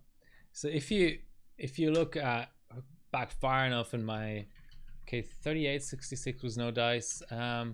Let's just do, I mean, I don't care. Let's just do 3600. I just want to see how the performance develops. You'll see streams where I'm standing. So this desk goes to standing height. It's motorized. It's quite expensive back in the day from IKEA. But it developed this weird bug where I think it's got some sort of crude sensing circuitry in it to tell itself when there's too much weight on it for it to actuate its electric motors. So it goes into this mode where you press the up button and it will only go up half a centimeter at a time. And you can tap the up button and eventually it'll go all the way up, but it's really annoying. but you can sort of reset it by unplugging the desk for a day, and then it'll go all the way up. But it'll inevitably go back into this mode, like this failsafe mode, where it won't go up or down like all in one shot. And I probably should have just claimed off warranty when I still could, but it's too late now.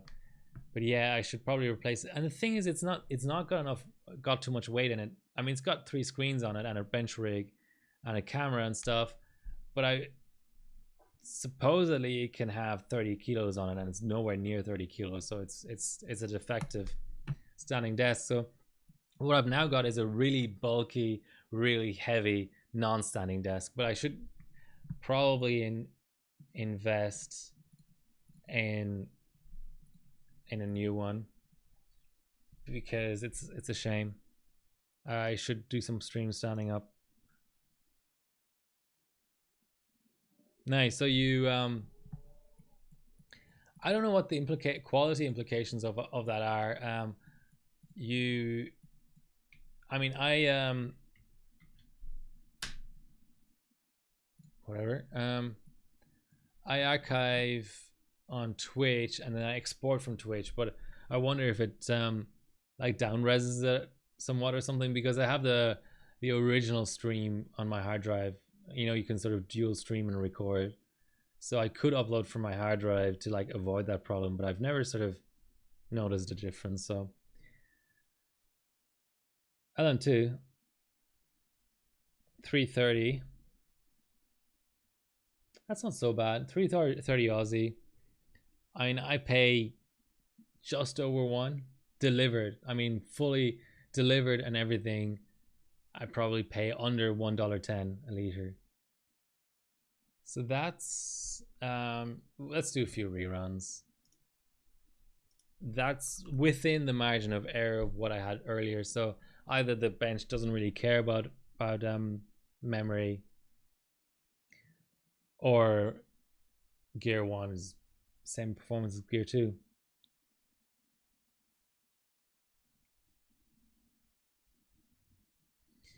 Yeah, transportation is weird, isn't it?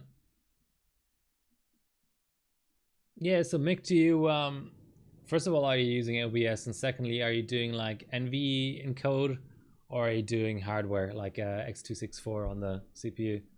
Because I do 6 megabits, which is the max that Twitch will sort of allow without throwing up an error. And yeah, and then I obviously like just export that to YouTube. 3600, yeah. I'm guessing 30 FPS or 60. 60 would be hardware.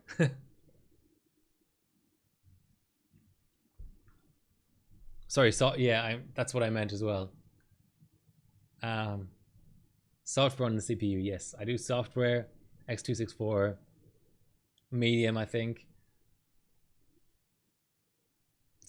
30. When I tried 60, the CPU wouldn't keep up. I mean, I'm on first gen Ryzen, but it's still 8 core, so I would have thought.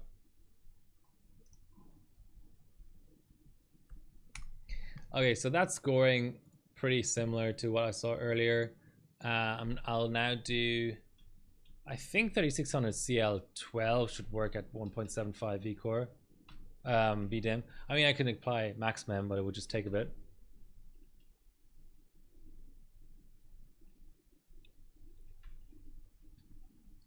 I mean, it's just full HD. Like, full HD is old hat these days. Everything's 4K.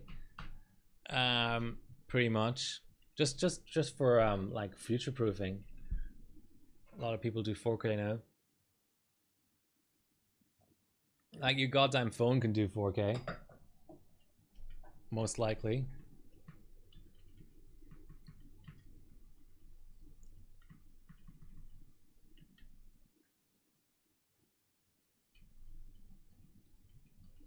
Oh yeah, let's do this. Let's just do a basic 12. And if that doesn't work, I'll apply max mem, or rather remove mem.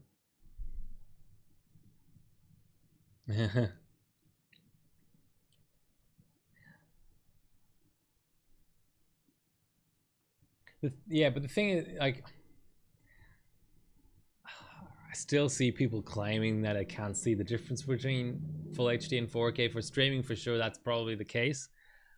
But in a living room setting on a proper TV, I see it all the time. I can see it with one eye closed. Like it's so different. 3. But you get Mick, you have affiliate, right? You get transcoding with affiliate. Okay, gotta apply max mem. I mean, I stream at 6, but the transcoded stuff is probably, I mean, the 360p is probably like less, like around 1 megabit or something. Not reliably. Oh, that's interesting. So before I got affiliate, pretty much never got transcoding. When I got affiliate, I got it most of the time. Like initially, this is like 4 years ago. Now I get it all the time. And the trick that some affiliates apply when they don't get it is just restart the stream, because there's like some sort of like server allocation type business going on apparently on the Twitch side, where, you know, if a stream has stopped in the meantime that was using transcoding, then that slot opens up for you to have transcoding.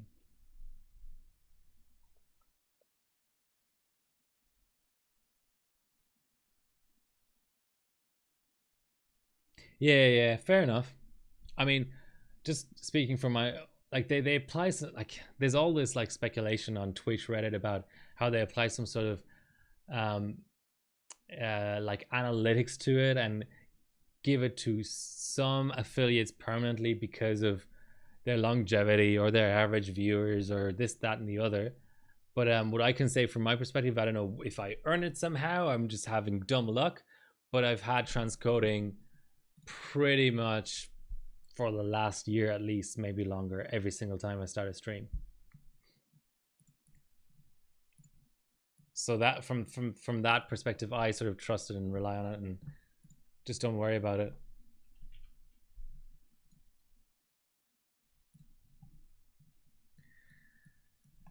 It said remove memory 13500. Beautiful. Now let's start pushing them volts.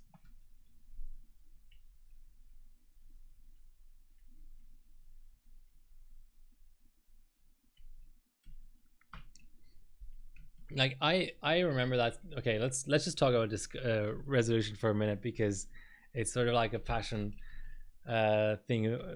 topic of mine. I remember when people claimed DVD was the be all and end all. That's like, wow, it's the first, like, discarding, you know, Laserdisc and weird formats like that. It was the first digital home video format. It's on this tiny little disc, so much smaller than VHS. It's the first, you know, it's got so much resolution. It's got more resolution than your TV. How much more resolution could you want, sort of thing, you know? But yeah, people legitimately claim, why would you ever want more than DVD quality? But that changed pretty quickly. Now people, when you show people DVD quality, it's like, what the hell is this? Is this from 100 years ago? So the DVD quality is well and truly out of the window. The next sort of evolution was 720. So it was all the HD standards. I don't know if you remember that, but for like TV and like movies, it was 720p, and then the so-called full HD 1080p, and even 576p was like a thing for some time, like a downscale from full HD. But it's pretty much 720 and full HD. And there was a time when full HD TVs were so expensive, so everyone was like, oh, 720, that's good enough, there's no difference between 720 and full HD. And that changed too. People can see the difference now between 720 and 1080p. And yeah, and it's gonna go the same for 4K. I mean, just with HDR as well, it's so, I mean, it's a lot more down to like the source material though, right? Like, you're no longer, it's like every it's like every movie was like capable of full HD pretty much. Every movie ever made in the history of time, bar like early video and some outliers, like pretty much every movie you'll see gains to full HD. But then that full HD to 4K jump relies on the source being good enough. And in the case of Star Wars Episode 1, for example, all you can do is AI upscale. But with that big caveat of, is the source, the source being good enough, 4K for someone who has good vision, like average vision, definitely, you can definitely see it, like 100%. All these people like, oh, I'm never going to buy a 4K Blu-ray player, I'm never going to pay the extra $5 a month for 4K streaming. They're just in denial. They're just in denial. I can't put it any other way. They're just in denial.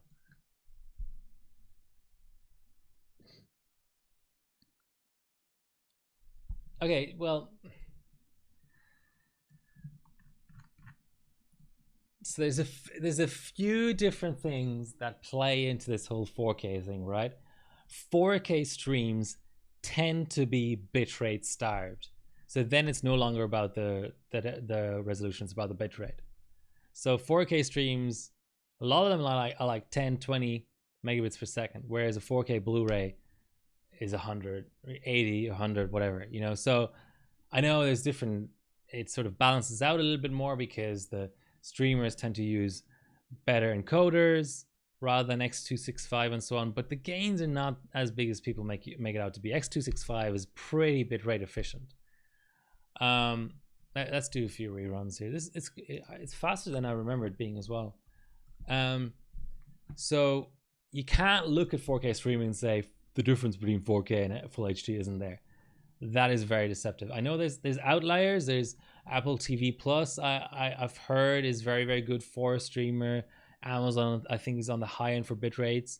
But we, for example, in Australia have a local streamer called Stan, and it just bitrate starves the fuck out of 4K. And Netflix is pretty bad with 4K. What else is there? You get the idea. So streaming, you can make that comparison.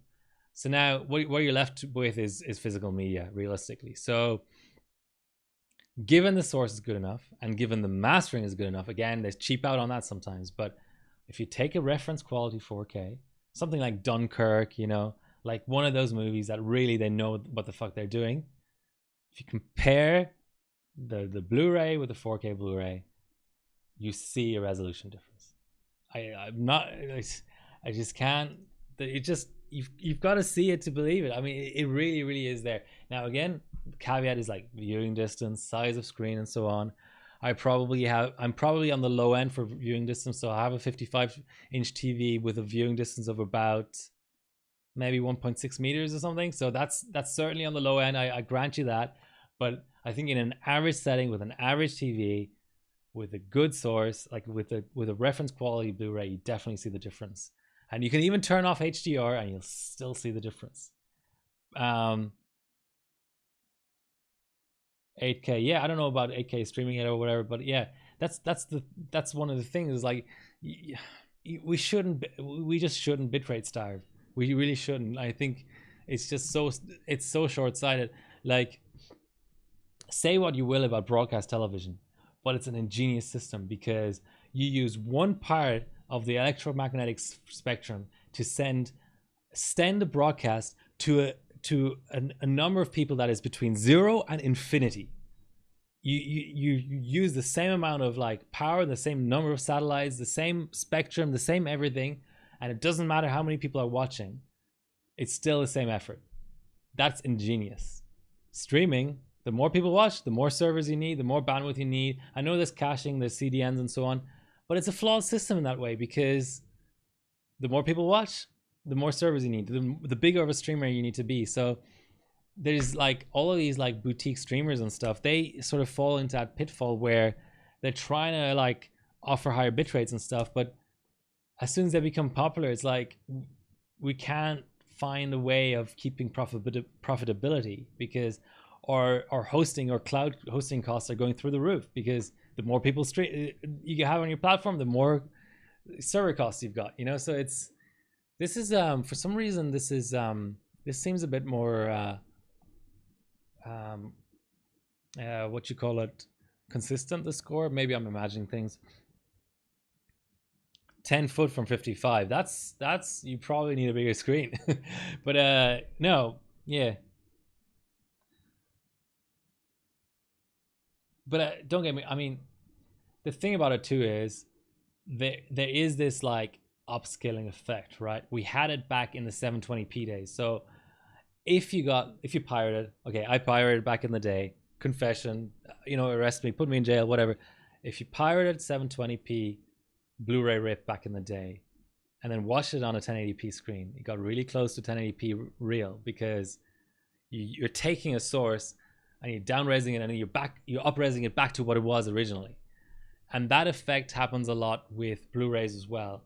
There's a lot of full HD Blu-rays now that are 4K mastered.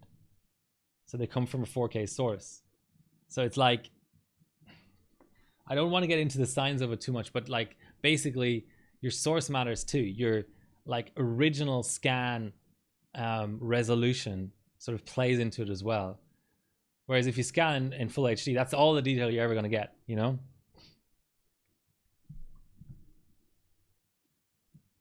And I'm finding that a lot as well, because I have a 4K screen and I'm watching a lot of Blu-rays on there. Like a 4K Blu-ray, sorry, a normal Blu-ray that was scanned in 4K, but then is being re-upscaled by my player into 4K. That gets close, but again, that's a benefit of 4K. You can't, the other thing is, are they really making full HD TVs anymore? Eventually, you're gonna have a situation where all the good TV tech as well and all the good monitor tech will only be in 4K. So then it just, it's just gonna, it's gonna, full HD isn't gonna die out, but it's gonna go the way of like 720p and eventually like DVD quality. It's not gonna exist anymore, I don't think, for the high end.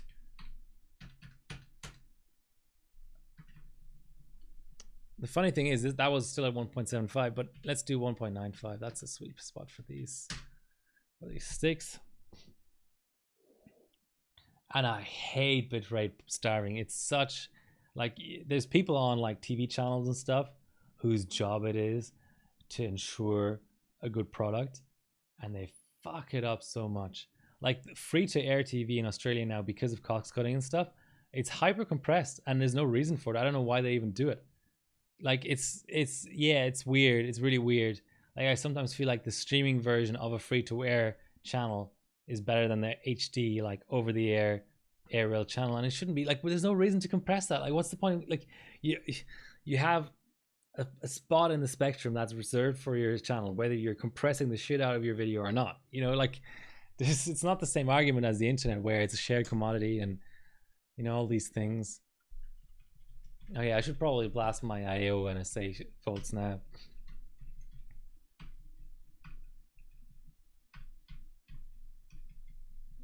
And just I'm a big fan of classic movies, and the way this has breathed new life into classic movies. Like there's a 4K version of Mr. Smith Goes to Hollywood, which is a 1939 black and white movie.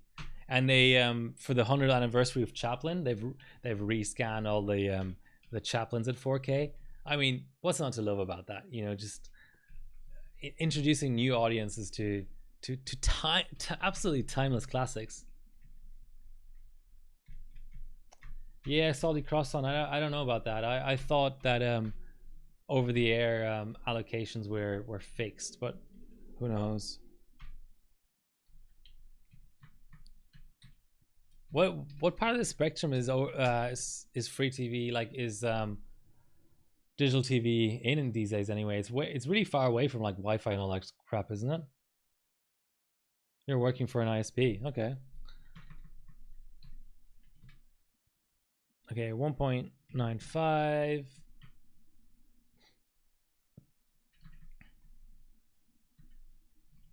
Let's go 1.55, 1.45 or whatever. I don't know.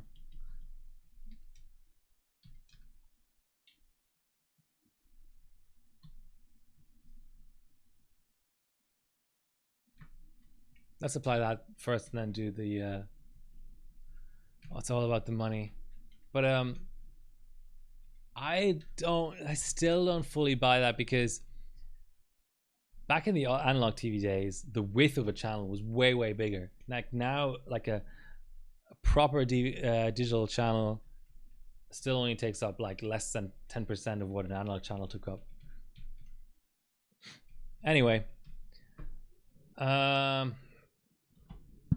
have a bit of fun with A0. So Uncle Mad, the Galax employee,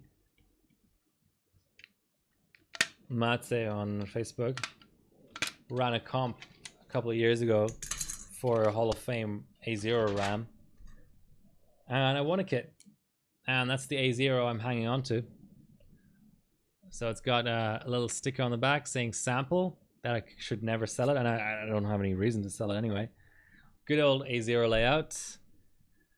Let's try those, because people keep telling me A0 is good for Gear 1, so let's do that.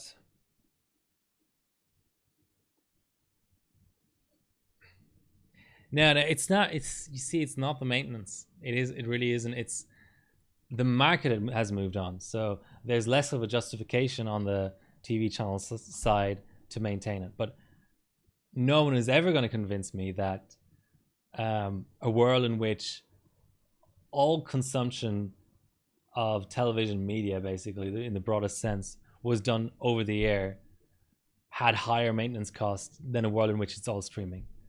Because streaming, you know, over the air, it's just like you're just sending out a data stream, and that's it.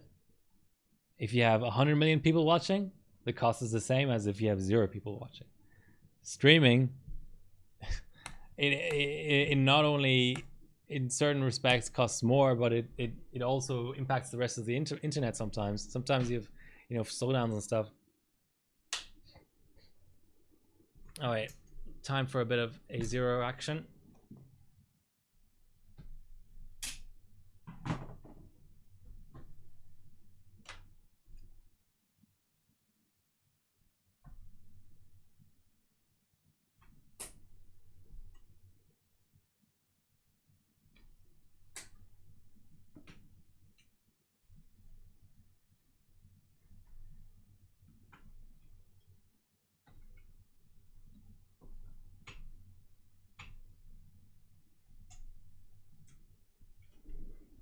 And the day of reckoning is still coming for streaming. I mean, it's an emerging technology. A lot of streamers make a loss.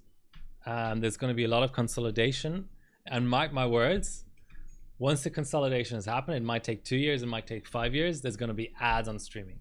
So streaming will basically have reinvented the wheel. Like all the stuff that you think is crap about TV, we're going to see in streaming as well, because that'll be the only way it will be profitable enough.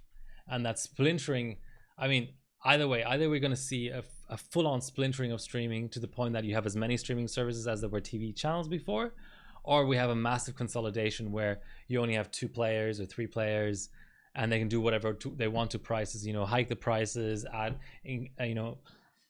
advertising to it, whatever. So the current snapshot may be that streaming looks favorable compared to TV. And I'm not necessarily defending TV, because TV have sort of made their own bed in a sense of having crap content and too many ads. But purely in terms of a delivery method, yeah, I have a lot of things to say that are negative about streaming. Yeah, I don't. Sorry, I don't mean streaming as in like Twitch and YouTube streaming. I mean streaming more like Netflix and Amazon.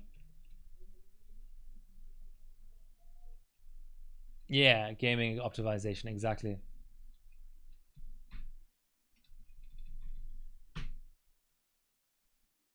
Yeah, it will need ads for sure. Yeah, and I mean, there's all kinds of stuff like the CPU can, like, sometimes like when you run like a 4K stream and like the fans are spinning on your laptop and stuff, it's almost like they're outsourcing like the CPU cost as well. You know, it's whereas like your TV doesn't heat up, does it? How can I just Frickin', I just want to clear CMOS. Thank you very much. Product placement, yeah. So here's my other radical idea. If I were ever to become prime minister of a country, I would ban all forms of advertising. I think they're a drain on society. The amount of time spent looking at advertising when you don't want to, watching advertising when you don't want to, the way that run times are, like talking about self-optimization. Imagine just, I know it's a big difference. It's a big like change, but imagine your life, your day-to-day life, without any surface level, like visible advertising, right? Just imagine it. Because what is it? Look at it the other way around. Like, what is the justification of advertising anymore? Now that we have the internet, we have Google. If someone wants to actively seek out a product, they have very, very straightforward means to do that. So back in the old days, the argument was, well, if I'm a new business and nobody knows about me, I'm going to go bankrupt if I can't advertise. That doesn't really apply in the same way anymore. I don't think. That's my argument. And the way it's just like this viral marketing now, they know that the surface level stuff doesn't work anymore, so they make it more and more and more subliminal. And like watching live sports is ruined by it. Reading a paper now is ruined by it. There's so many experiences in life where it's like you sort of do less of it just because there's advertising there. And I find that such a shame, you know?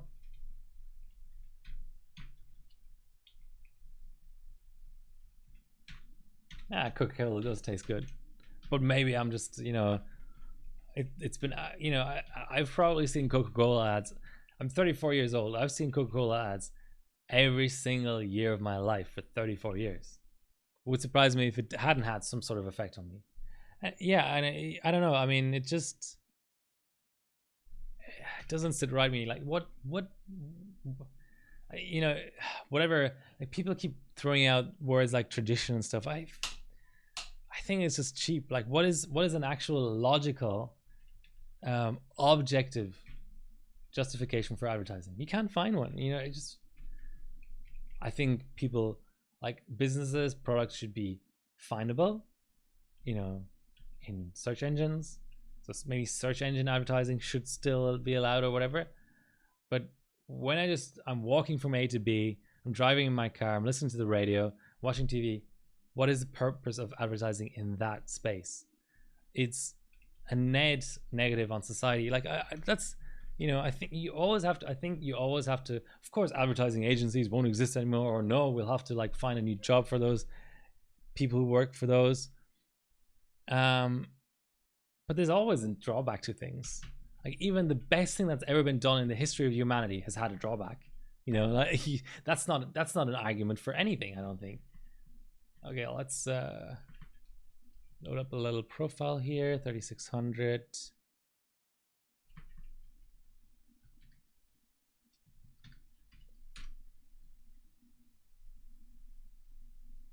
Like when Instagram took away likes, the fact that people had like full-on mental breakdowns over that, like, it's just not healthy. It just isn't. Come on, I think that's a post.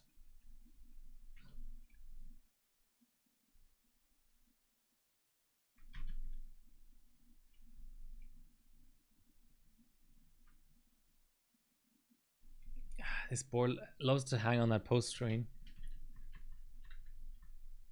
Yeah, let's go gently into the night. 3733.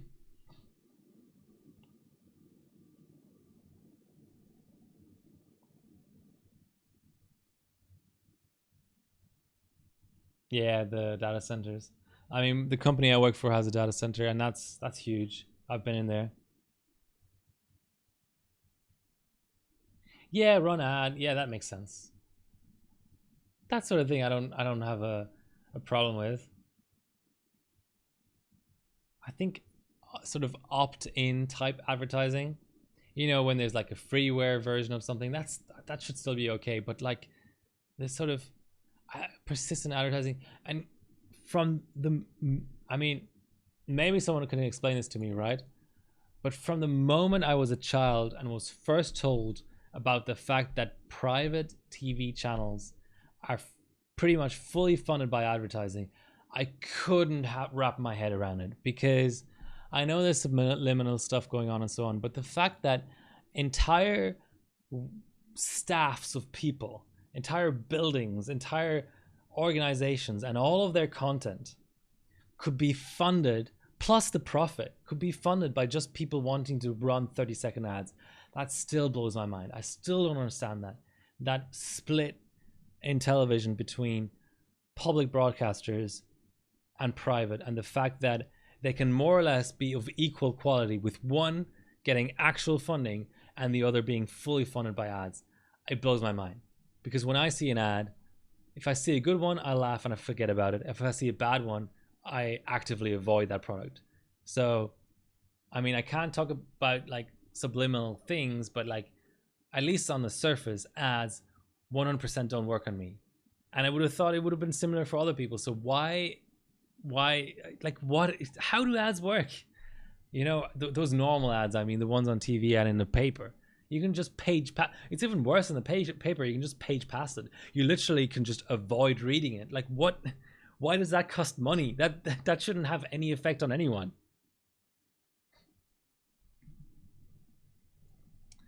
Okay, let's throw out a few runs.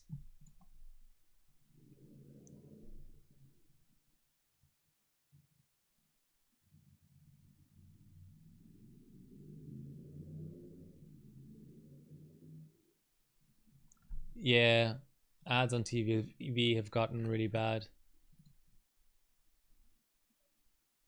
I like German TV when I lived there, because they have all these regulations about if a program classifies itself as news, then there can't be any ads. If a program classifies itself as drama, there can at most be, you know, 3 ad breaks of 5 minutes, so, you know, that kind of thing. And it just kept it on a more sane level. But in Australia, there's pretty much no regulations around that, and it's just insane. Like, the evening news on the private channels are an hour, but it feels like it's half an hour ads. It's just insane. Yeah, the human brain. Yeah, I get that. The human brain is always processing everything around it. I know. That's sort of. I think that at least what the big companies are going for now is just to keep them in your mind. Like, I have Audi and Coca-Cola and Netflix and Google and stuff in my mind. There's not necessarily bad as like good associations, but that's better not being in my mind at all. You know, I'm aware of them. I think that's sort of what they're going for. But it just feels like the return on investment is tiny, you know?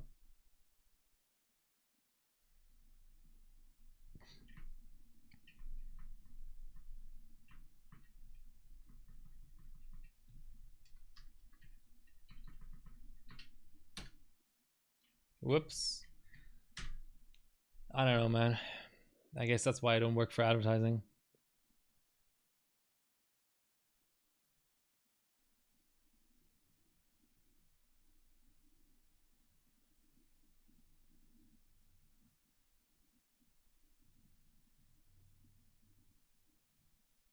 Radio, I still like radio. I mean, there's channels that are like public and are pretty good, but in Australia we have like weird shit as well. Like, there's an ad running in Australia right now that's like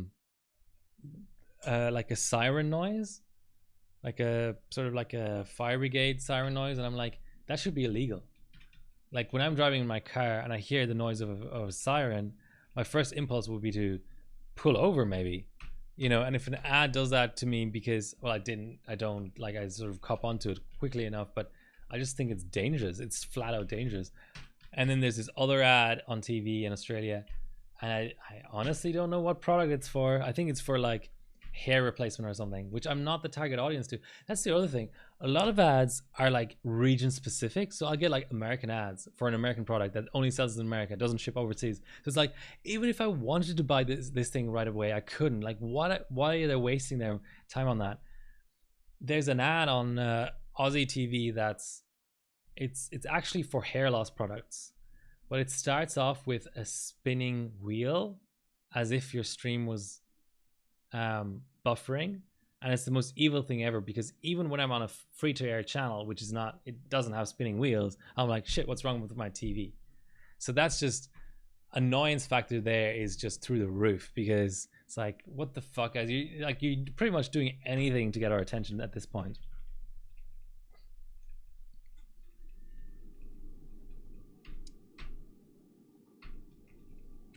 Yeah, I think we could achieve the name recognition aspect of advertising differently.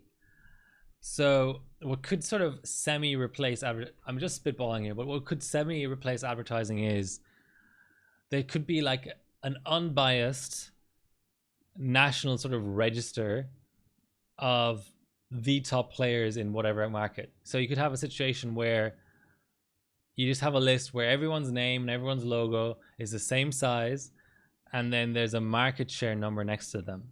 So let's say that your example of the Epic servers, what if the Australian government every quarter brought out a press release or just a link, whatever form it takes, of saying, right now in Australia for enterprise servers, Intel's Xeons with the logo next to it. So that I suppose is a form of advertising, but it would be a form of very controlled and very regulated advertising.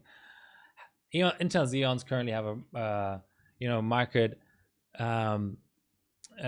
share of 45% and AMD Epic of 35% or whatever it is. You know, there are no ways around this. Like I think every argument that can be made in favor of advertising can very easily be undone with a very trivial thing that doesn't cost any money and is fair to everyone and keeps everyone happy.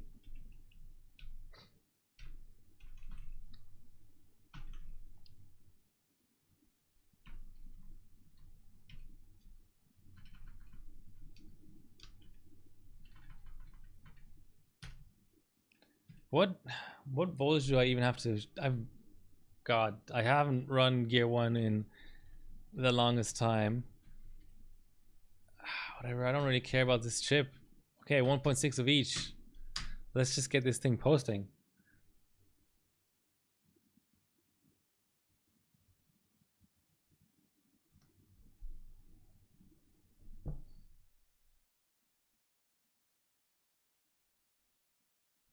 Circular saw, God. That's terrible. Okay, that seems to have done the trick. I think we're posting. Yeah, AA.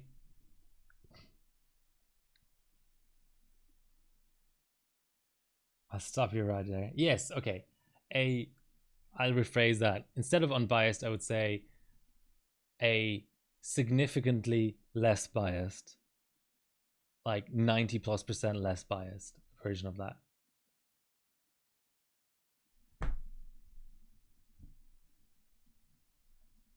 Oh, so you're getting married, eh?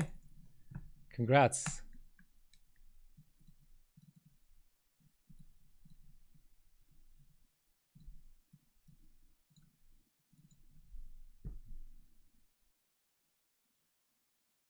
Fair to everyone in the capitalist market. Yeah, okay. I look. I get your point.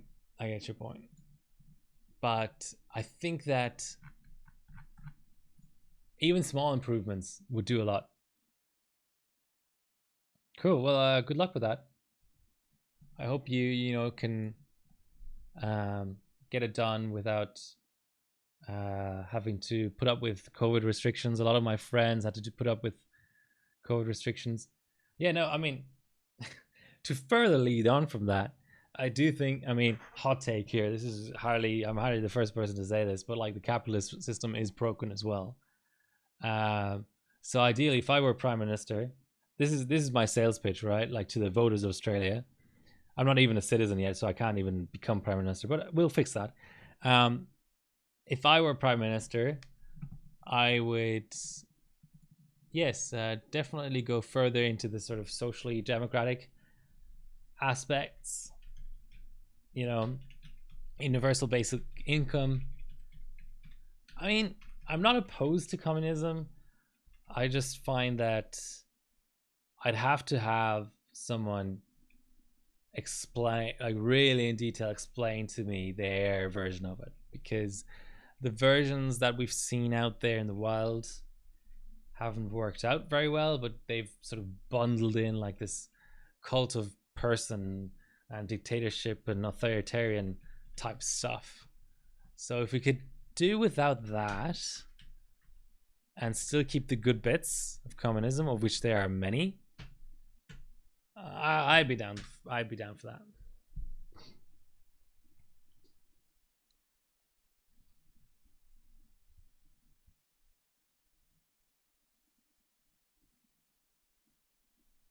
Super small, yeah, that's always good to go super small, I find, for this kind of stuff. Immediately get assassinated by the CIA. Even in Australia.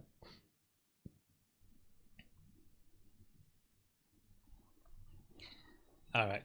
I think I'm somewhat overthinking this. Let's go back to 3866, CL12, do a run, then BCLK up until we fail, and I think that then it's going to be the end of the stream. I'm losing my voice a bit here, but it's been fun hanging out with you guys. I mean, I think, you know, I'm a big proponent of trying things, you know, like even small changes here and there, you know, maybe instead of not taxing the billionaires, tax them 1% and see what happens, you know, just surely something positive would come from that. And I mean worldwide. Just the G8 or whatever just sits down and says, listen guys, we're taxing everyone, every form of income, no matter where it is, no matter what loophole is trying to exploit. The absolute minimum, any sort of wealth, any sort of gain of fucking wealth or any profit can be taxed as 1%. No loopholes allowed, no matter what. I don't care what your sob story is. I don't care how good your accountant is. We're taxing it 1%. Let's start there.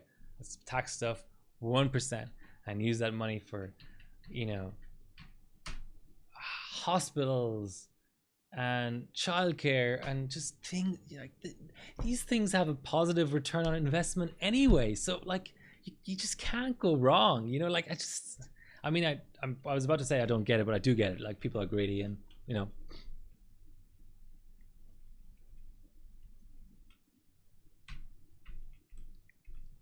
LN2 for everyone. I mean, the reality of it is, benchers are such a small part of the population. Maybe LN2 for everyone is a totally realistic thing to ask for. You know, I mean,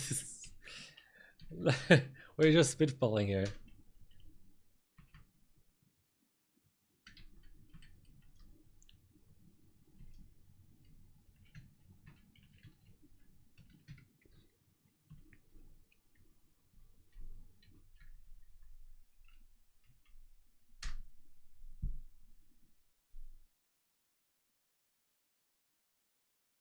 Because people like, yeah, just people just tend to immediately go to the extreme. It's like, we can never change anything about our capitalist system because look what North Korea looks like.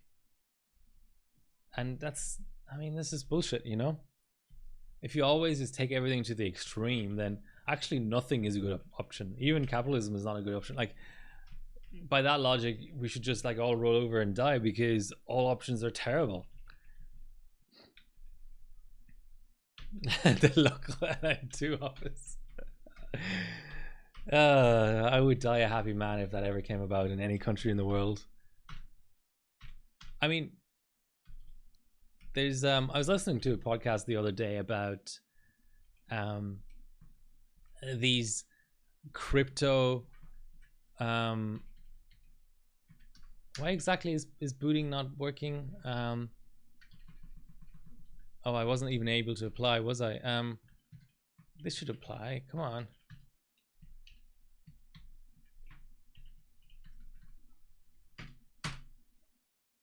Okay. So I was listening to a podcast and it was these crypto rich people who founded a new like micronation type thing on a an old cruise ship, and yeah, I mean, they were doing stuff like, oh, no cash exists and stuff. You've got to use crypto for everything, and like there was some like communal aspects to it. I can't remember what all the rules were, but let's do that with overclocking. Let's have an overclocking micronation where there's like 10 commandments, but they're like, of overclocking is like, thou shalt always loan your thermos to a bencher in need. Thou shalt always sell your LN2 at cost to your neighbor. That kind of thing. What do you think? Okay, it's not happy, is it?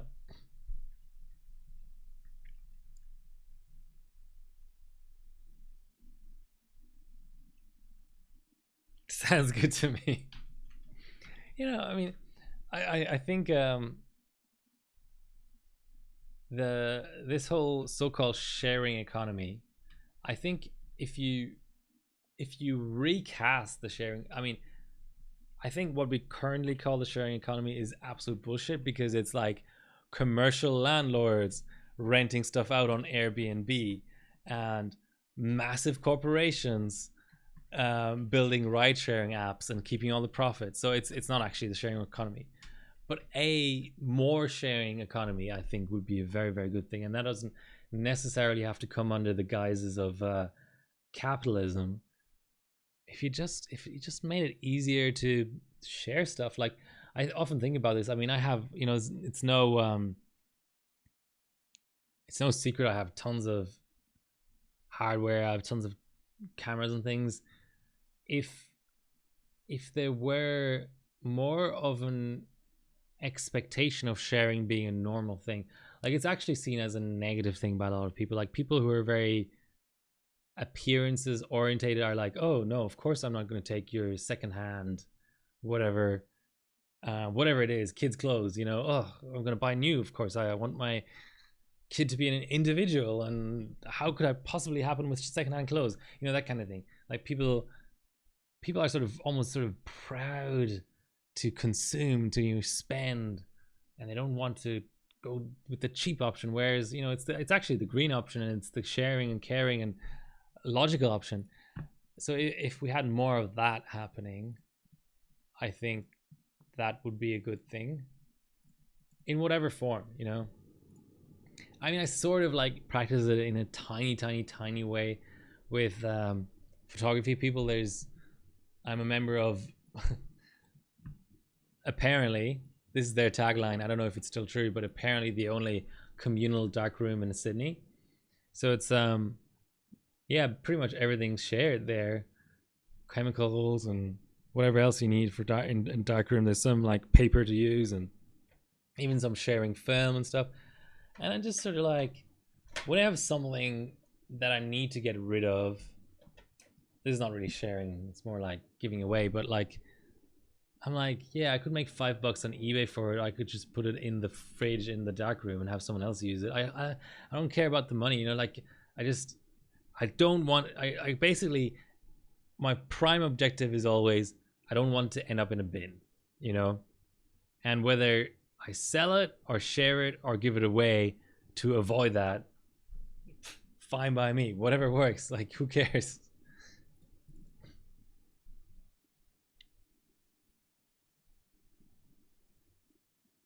Share your GPU with me. Which GPU? I don't have very many GPUs.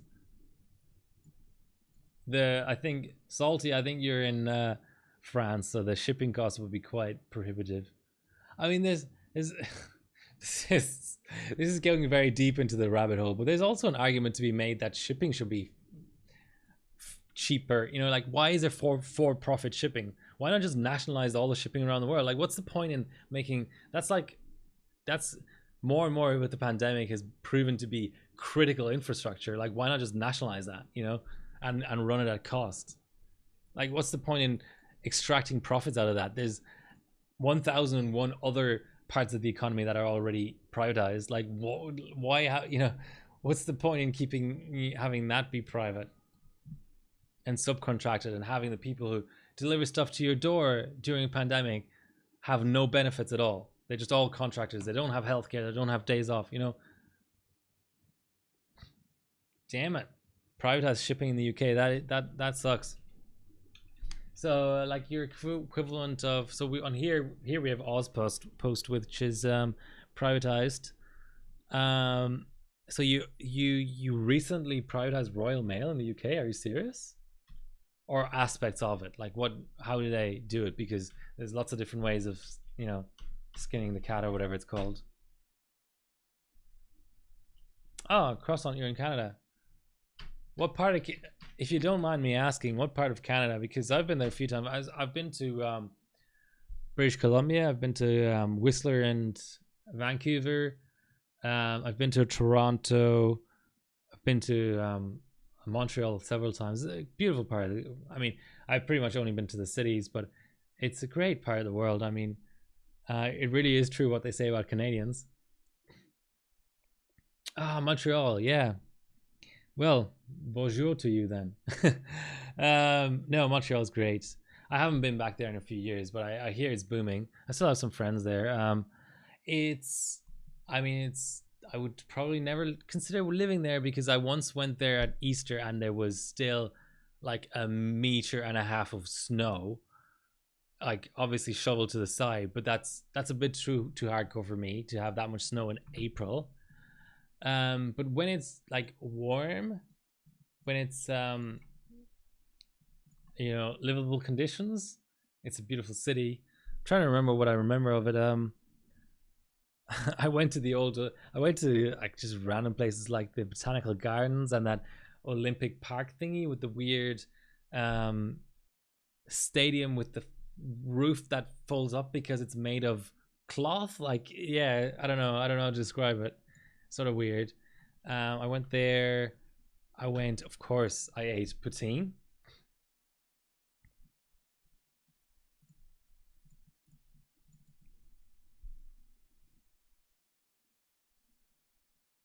Whistler. Whistler. So, okay. Let me start this run first. This can get me off on a whole other tangent.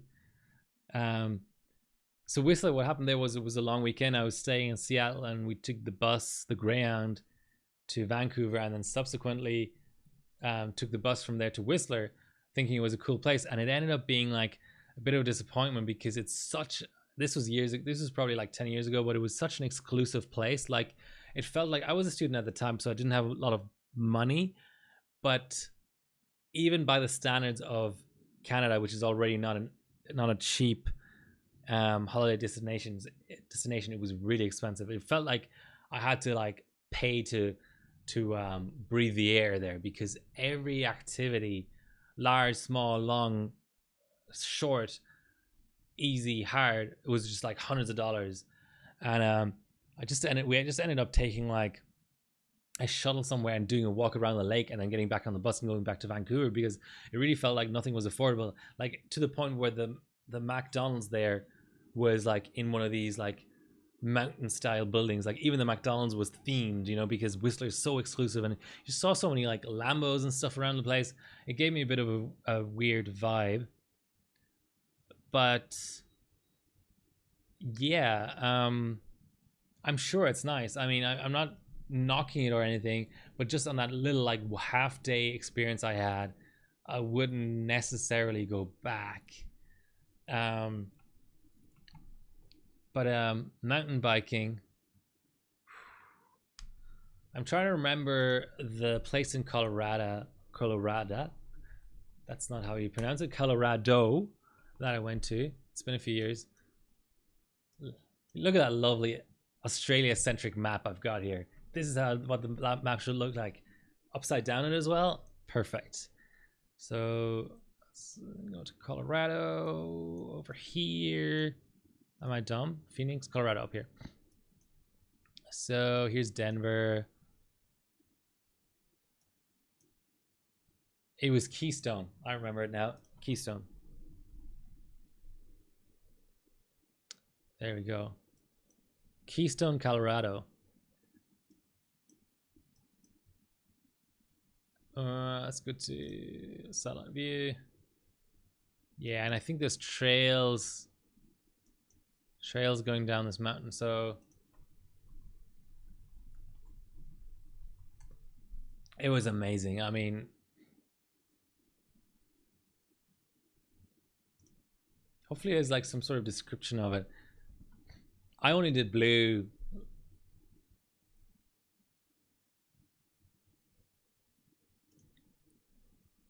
Let me see if I can remember what trails I even did. Would have been summer.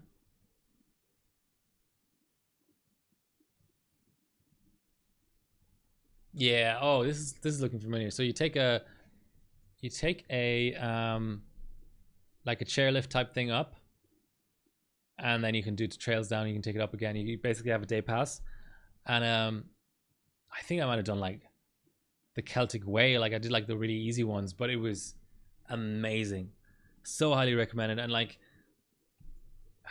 I don't know. I'm probably biased, but if I had to pick, like, if you're gonna have like a single destination holiday, if I were to pick between Colorado and British Columbia, sorry, salty, but I would pick Colorado. So that's my not so insider tip on where to go mountain biking.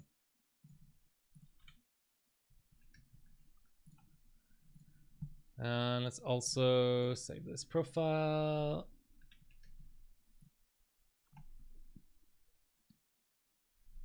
Yeah, there's so much good stuff in Colorado. There's whitewater rafting as well. Oh, I thought it didn't save, but it's just a scroll down. Okay, let's just do a few reruns.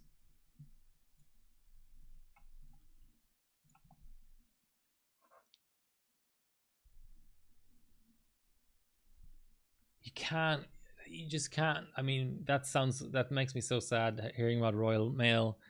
You can't privatize critical infrastructure. In 2011, in my state and here in Australia, they actually were really close to selling the electricity grid to China. Now, nothing against China, but like selling any part of key infrastructure abroad, I think it's so short-sighted. It's just like, oh, you know, the politicians can then say, well, we raised 50 billion or whatever. Like, we fucked future generations, but we raised 50 billion, you know, pat ourselves on the back. Ooh, what happened there? Didn't get too hot. Let's just rerun.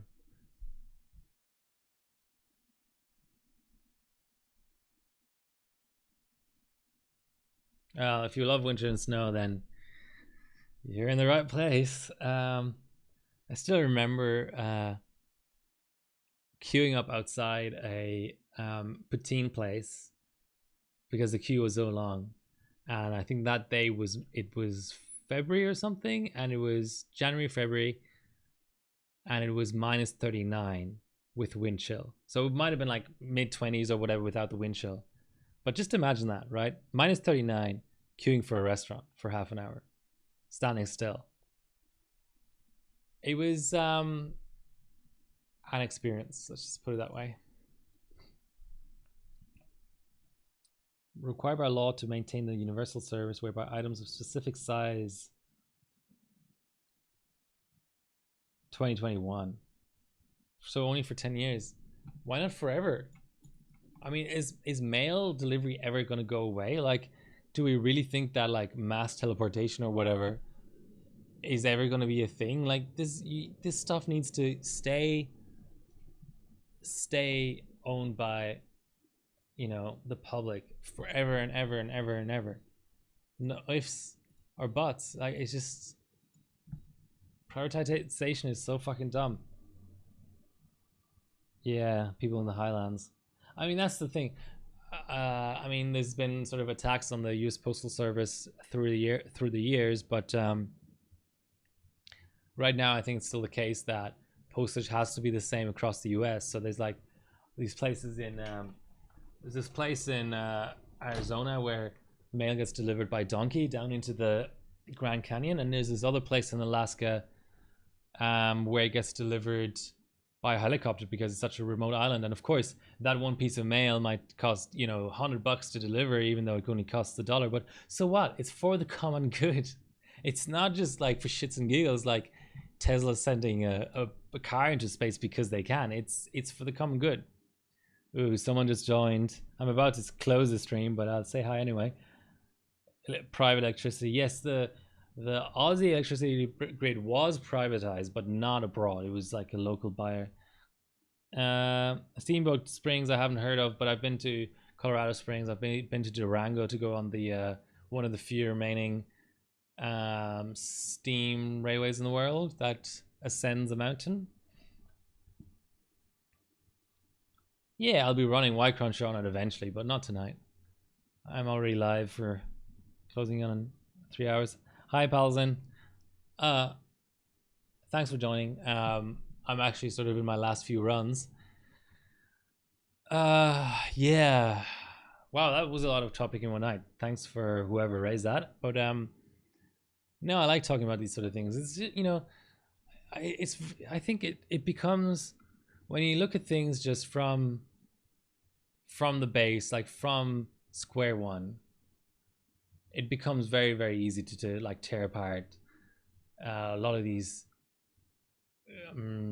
how should I say, like a lot of these sort of like truths that are out there. Oh, privatization is good, or competitiveness is good, or advertising is good. You know, if you just sort of pretend you just landed on this planet today and we're like, oh, how does this work? And you just look at it from the base, like from first principles sort of thing, like it very, very quickly becomes totally evident that actually it's just, there's an agenda behind people making you believe, trying to make you believe that these things are good when they're actually bad. I don't know why an extra half of a BCLK is causing my scores to drop, but there's XTU for you.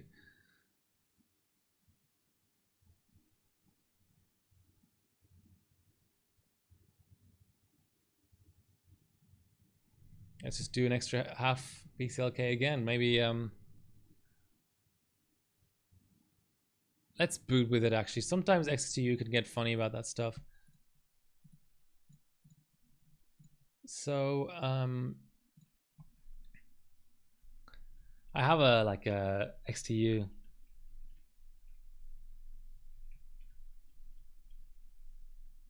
Yeah, that's the thing.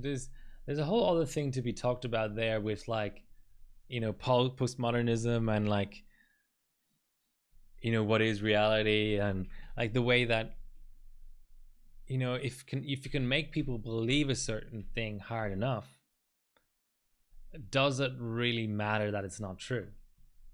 You know, if you and everyone around you believes it, and it's known to be a thing that is true, and there's no one checking whether it's true or not, or maybe it's not even easy to check whether it's true or not, then it sort of becomes irrelevant whether in one sense whether it is or isn't. But on that point,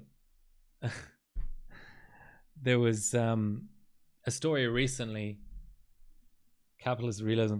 There was a sad story recently actually about the current Delta variant outbreak in Australia, and about how, you know, you always have to take it with a grain of salt, because obviously the people writing the article have an agenda as well and stuff. But it was quoting an ICU nurse about how people who are either dying of COVID or severely, like, have severe problems because of COVID were sort of like grabbing her by a coat or whatever, and begging her to give them the vaccine. So that's sort of an instance of where you get brought back down to reality. So you're, you know, at this point, anyone who doesn't have the vaccine in Australia is either a kid or an anti-vaxxer, basically, or one of those rare groups, like 0.1% or whatever, that legitimately can't safely get the vaccine. But then when you're dying in hospital, you're like, oh, I want the vaccine now. It's like, no, well, it's too late. You should have gotten it months ago. Anyway, sorry for that dark thought. I'll go onto other topics now that are not as dark as that.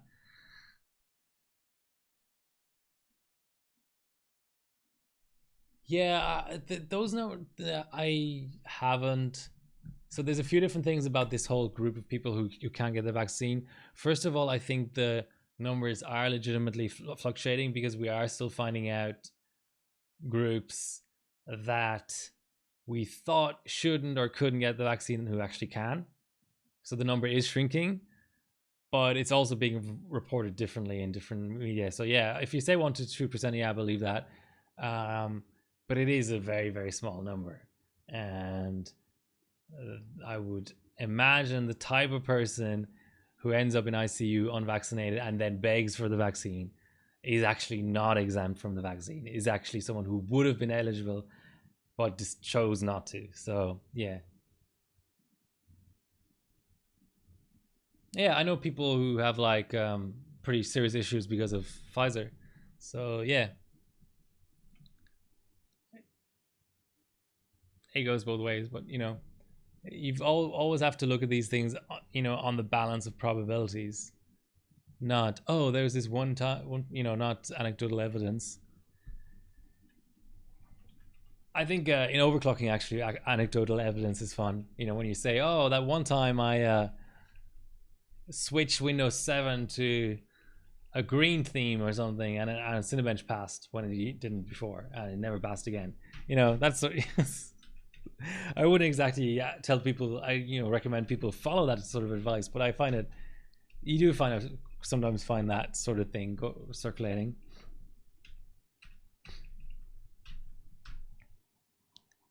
Why you no post?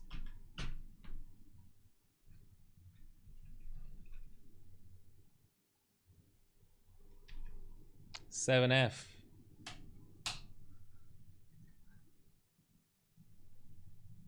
The one thing I'll say about the Tachyon board is that that cluster of buttons, all the buttons look the same, and it's annoying how you have to remember that, you know, the bottom left is the retry button, and the bottom right is like something that you should never press. You know, like I wish they were just different colors or something. I want to be able to just glance over and press the green button and know it's retry. You know.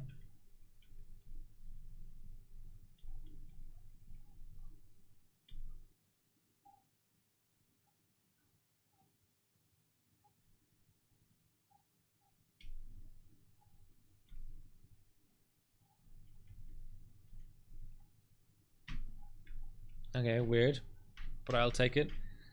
I'm just gonna give 102 a try, not a try, a try.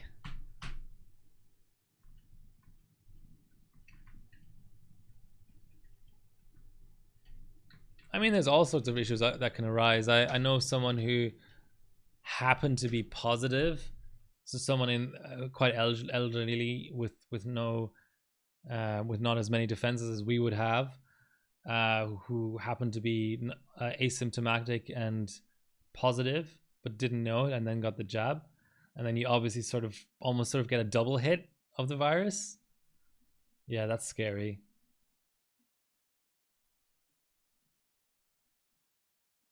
Well, I hope you're okay. Even vaccinated COVID is nothing to fool around with. Yeah, the UK hasn't been going very well, has it? Like, it's just sort of trying for that old herd immunity type thing again. Okay, I'm just raising it in OS. This is boot loops galore for me. I just wanted one more run.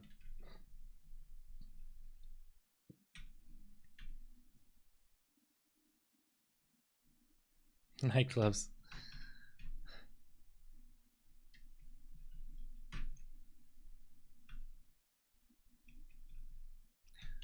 I think I'm pretty lucky. I just got tested once. I pretty much knew I didn't have that at the time, but it was like a pretty bad like throat infection type thing. So I was like, well, falls under that umbrella of COVID-like symptoms. May as well get tested. It was a drive-through test. It was really quick.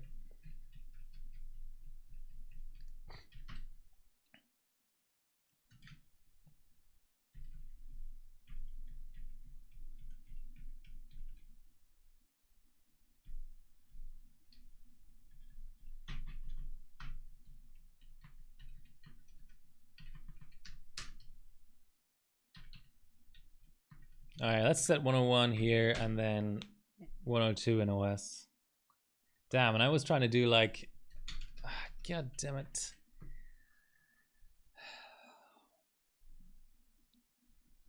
I was trying to do a quick stream today, and it ended up being almost 3 hours.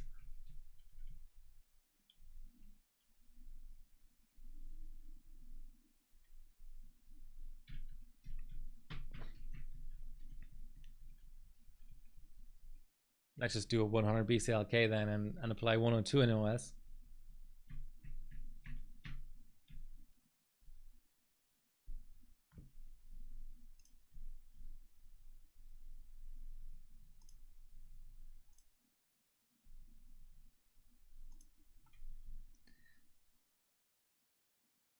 Memory retrain on DDR4 is so slow.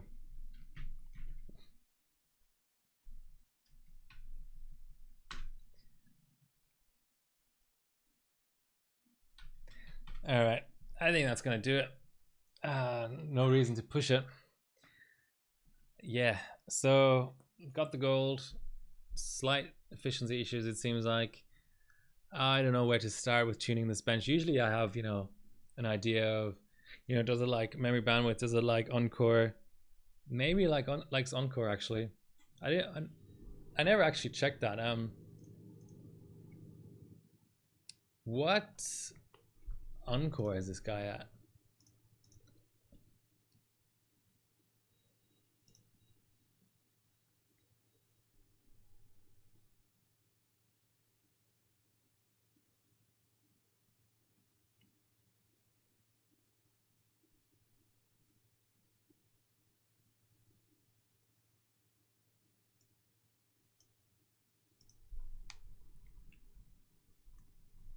I don't even know how to check cache.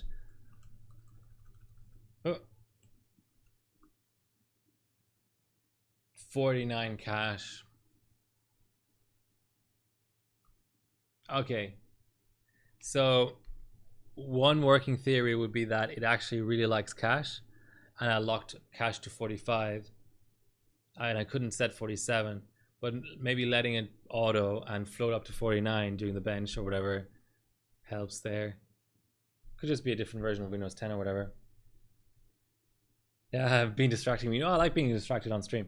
Anyway, have a nice weekend, all of you guys. To Mick and your partner, I hope you get well soon. And yeah, I probably will be back next Friday with 754. I've been putting off the 754 stream for so long now that no matter what happens, pretty much. I mean, I was thinking of maybe getting LN2, but let's delay that another week so I can do the 754 stream, and then yeah, the week after might be LN2 streams. So thanks for watching. Like, share, and subscribe, and all that good stuff. And see you next week, hopefully.